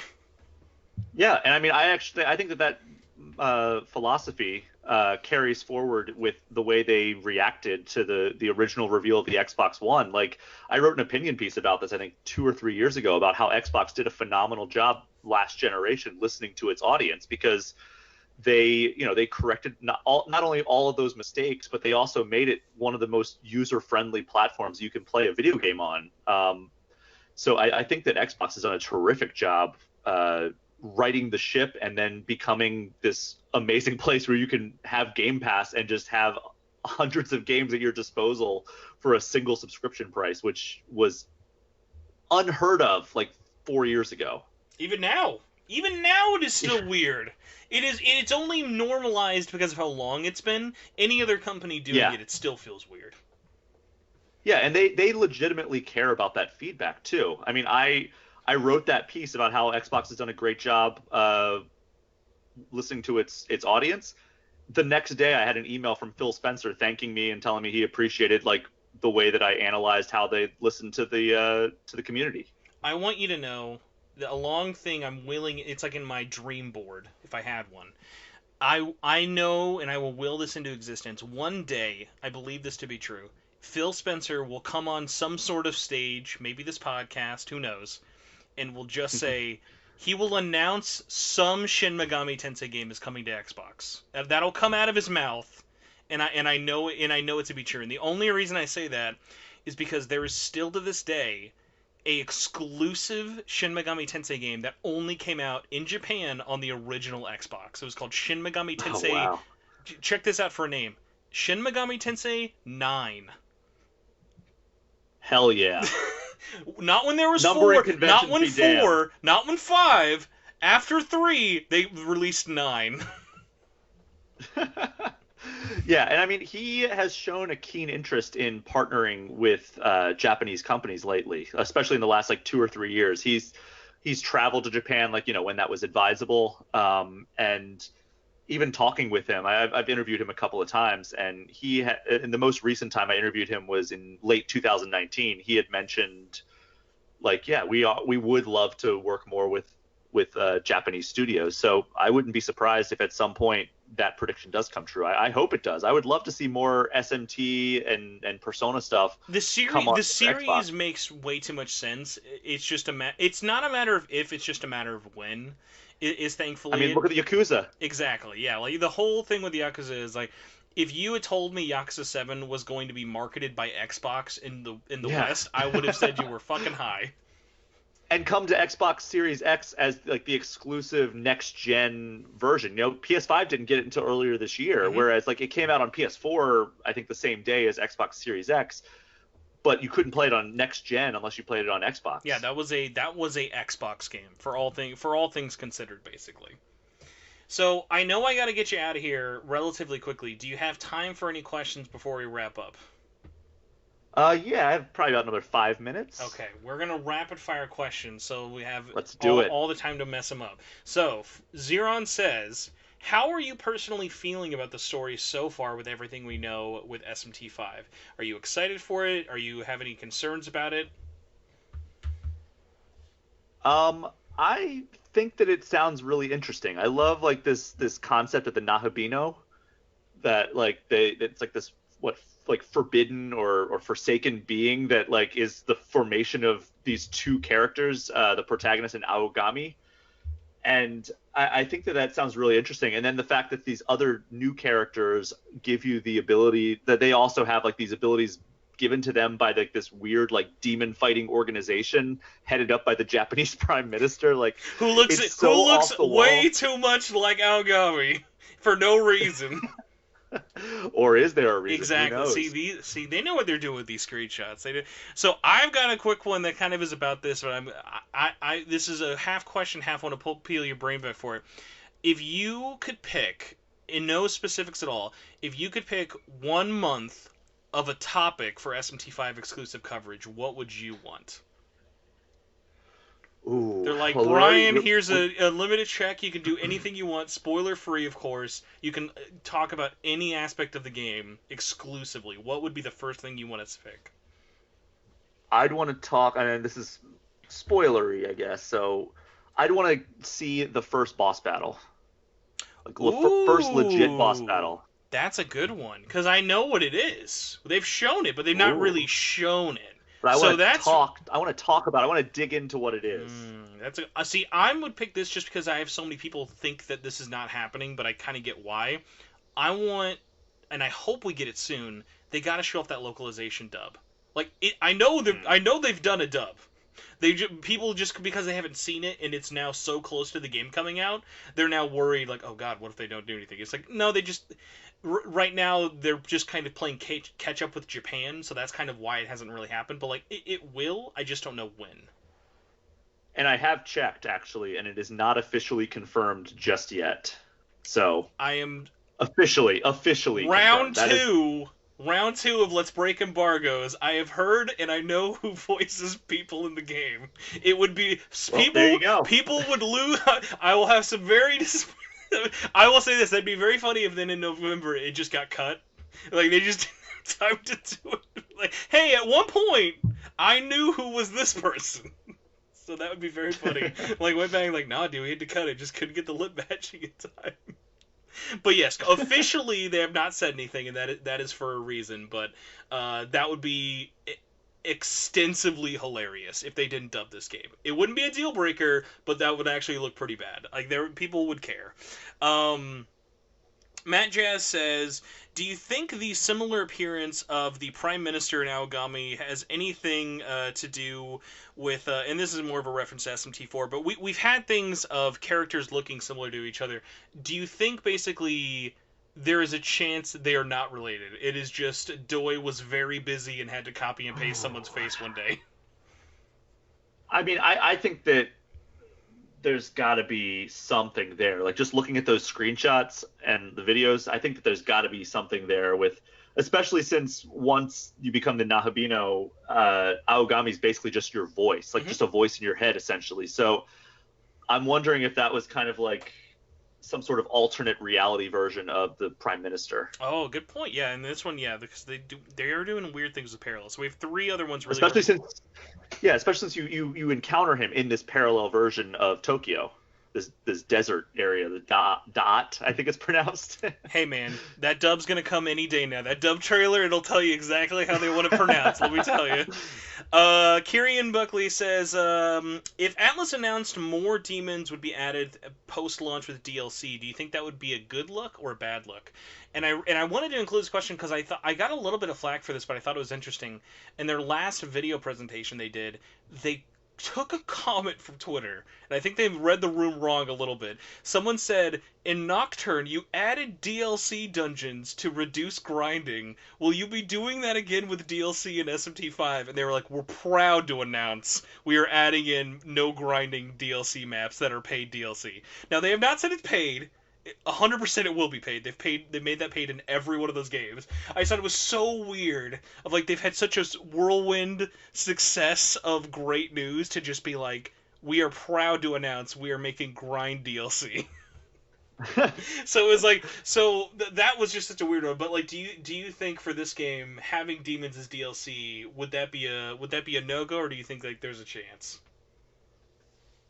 I mean, it's hard to tell. Like I've given up trying to predict what they're going to do as far as like post-launch plans, but I think it would be if they have more ideas for demons, or if there's demons that got left on the cutting room floor. I think that it would make a lot of sense for them to add them in from their perspective. I don't know if fans are going to be super on board with, oh, I already beat this game and now I have 20 new demons that I could use within the game itself. I wanted to replay it. Or if there's like a new game plus or something like that. Yeah, because we're gonna have 200 at launch. Like we're not gonna be starved for demons, and like everything we've seen so far is looking great for it. It's kind of similar though. Charlie 121 says, how well do you think? Not how well have we seen it. How well do you think SMT5 will run on Switch? It being a UE4 exclusive on one of the least powerful systems on the generation. I will say that some of the screenshots do look a little not crystal clear. Did you notice the last trailer literally starts with Pop-In? I appreciated that though. Like that was them saying, "Hey, this game's fucking done. We're including Pop-In on the trailer." That's how you know this game's done. I just replayed Breath of the Wild, and it has a lot of performance issues I didn't even realize when I played it the first time. It's just like replaying that game now, I was like, oh man, they could really use a Switch Pro, and then they announced the OLED instead. But I don't know. It'll be interesting to see. I haven't seen any more gameplay than everybody else has, unfortunately. I've only worked with them on these exclusive features. It Um, but yeah, it stayed really solid. I think they made a wise decision to copy Monolith and just say fuck the resolution. We're locked 30, but the resolution's gonna look dog shit in a couple of moments, I'm sure. But like they have such a great graphical style. I think they get away with it. I'm really yeah, pleased. that's the I'm thing. Is pleased with it myself because I'd rather have consistency at 140p than wobbly all over the place. Yeah, Atlus is fantastic, especially like the team behind SMT, the team behind Persona. Like their art style is so distinct that it they can get away if it's not like the highest resolution, most beautiful graphics you've ever seen because the art style cuts through all of that, you know? Hmm. Now, final one, perfect for an extra lengthy, way too long talking episode. God Hunter Demi says, "How long do you think the game will be?" You want to make Oh bets for God. hours, and let's just go for howlongtobeat.com aggregate. I'm I'm in the camp of I think realistically 50 hours. You're thinking? Because it's too big budget to be 100. It's way too big budget to be 100. Like they worked on this game a long time, not because they wanted to, because that engine fucking broke them in Japan. Um, but I think if they have a really solid 50, that'll be good. Well, I'm looking at the average of SMT games on how long to beat right now, and Nocturne was 50, Hmm. and 4 was 43. So, I mean, and Apocalypse was 44. So, I'd have to think it's going to be somewhere in there. You know, like it's unless they really decide to embrace like, oh, people love Persona now with the longer play times. Let's give them that. But like, unless they really want to abandon what SMT like the pacing and the play times that players have come to expect from this mainline series, I think that you'd probably be safe to think somewhere between 40 to 60 hours. Okay. All right. Well, Brian, thank you so much for letting me literally kidnap you and keep you hostage for way too long. I hope this was Hey, we hit not. the 2 hour mark. Yes. I hope I did not steal you for too long. No, I actually just enough time to go and prepare for the thing that I've got to do in about 45 minutes here. All right. Before we say goodbye, would you like to let everyone know where they can stalk you and all of your world exclusives and all that other fun jazz? Sure. So GameInformer.com is where you can find all of our monthly exclusives. And hey, what do you know? We're recording this on a Tuesday, and it just so happens to be the day we launched our new issue. So we just launched our brand new issue of Game Informer magazine, and fittingly enough, it's an RPG issue. Oh yeah, So Tales of Arise, which by the Tales of way, Arise. a lot of crossover. You would not think SMT has a lot of crossover. Way more. I'm not a huge Tales fan. Everyone I've touched seems fun. Way too many Tales fans in here. Yeah, so that leads the pack, but then we have a roundup after that of all these RPGs that we're excited for on the horizon, and there is a 2-page spread that I wrote about SMT5. It's not going to be anything you haven't read on these exclusive features if you've already read them, but it kind of gathers. It's like a compilation of all the stuff that I've covered so far and like why we're excited for it, and on top of that, all these other great RPGs that are on the horizon. Including like Ayuden Chronicle and other stuff like that. Even Elden Ring is thrown in the mix. So if you're into RPGs, which if you're listening to this podcast, you probably are, check out our new issue. 2 hours in, and they're on the edge though. I'll say this: it'll be funny because if we had like anything like Japan, we had people importing Famitsu for exclusive print coverage and posters and art physically of SMT5. It'd be very funny to see if people across the world would import Game Informer for 2-page spreads. Well, hey, we have a lot of.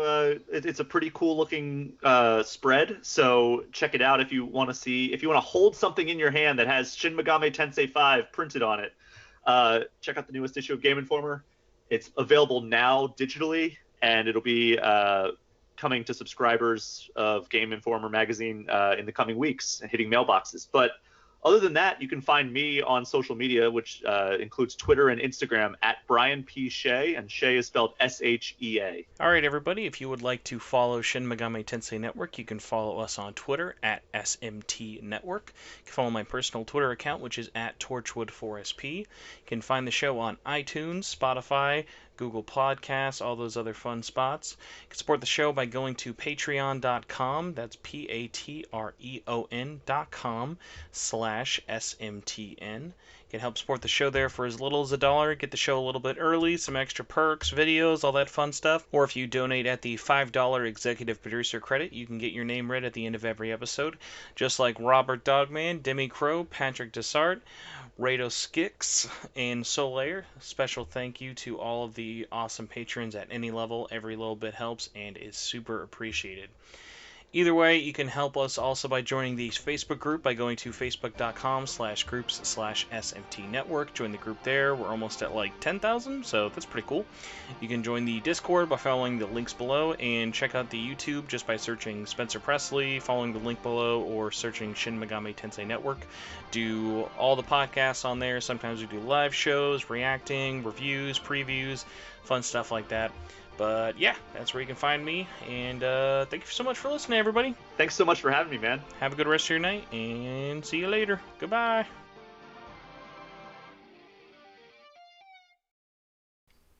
Hey everybody, Spencer from the future, I guess currently live. Thank you all so much for enjoying the show. I am just about to post it on audio feeds now, and we'll promote it all in the morning for everybody else. But Paul OCP says, or Zero CP says, do you think that we will receive some new old game ports of SMT for the 30th anniversary next year? I was talking about this with someone recently in Twitch chat, and I think it doesn't really make sense for Atlus to have anything big planned for SMT's anniversary until they kind of see the reception of Personas. So thankfully they kind of have this as a test bed. I would expect, again, just ports always just seem like the safest thing. At the very least, like, Jesus Christ, guys, just give us 2. Just give us 2. Maybe if we're lucky. I'll make one interesting position. I'll make one interesting prediction. I bet you at least one of the Persona 25th anniversary projects that roll into next year is also a SMT related project. I don't know if it's a crossover. I don't know if it's just something like SMT If kind of counts as both, but figured I'd put that out there. Either way, thank you all so much. Let's do a little chat scroll and give everyone some love. Kaiden Geary, NP, Atlas South, Paul, Jimmy Star, Red, Demi Joker, Killamo, Demi Crow, Tomix, Sam, Rock Scientist, almost said Sam again. Shiny Mew was on here, thinking we were doing this live. Jokes on them. Frog Justice. I think I read that right. If not, that's a sweet name idea. Yip-a-doo, skidoo. Alrighty. That is it. And also, thank you once again as well to... Oh, I missed a thing from Demi Crow. I'm going to put that on real quick right now. Where did me thanking the Super Chat go? I don't want to be an a-hole and forget Super Chat, but YouTube likes to get rid of it right away. Yeah, I know it was someone whose name starts with an S. You think Super Chat would be like a thing that kind of like hang around a little bit longer. But I did thank them in Chitty Chat. Wowzers. It does not want me to have the thing. I even added them. Alright, well, let's at least answer this question real fast. From Demi Crow. Do you think that we'll get boss DLC like an SMT4? Oh, man. seeing like SMT characters in Unreal Engine 4 would actually be pretty fucking sweet now that I think about it. Ooh. Man, that's tough. That's tough. I don't know. I do not know. Also, I was on Top Chats. That would explain why it was all kind of wonky.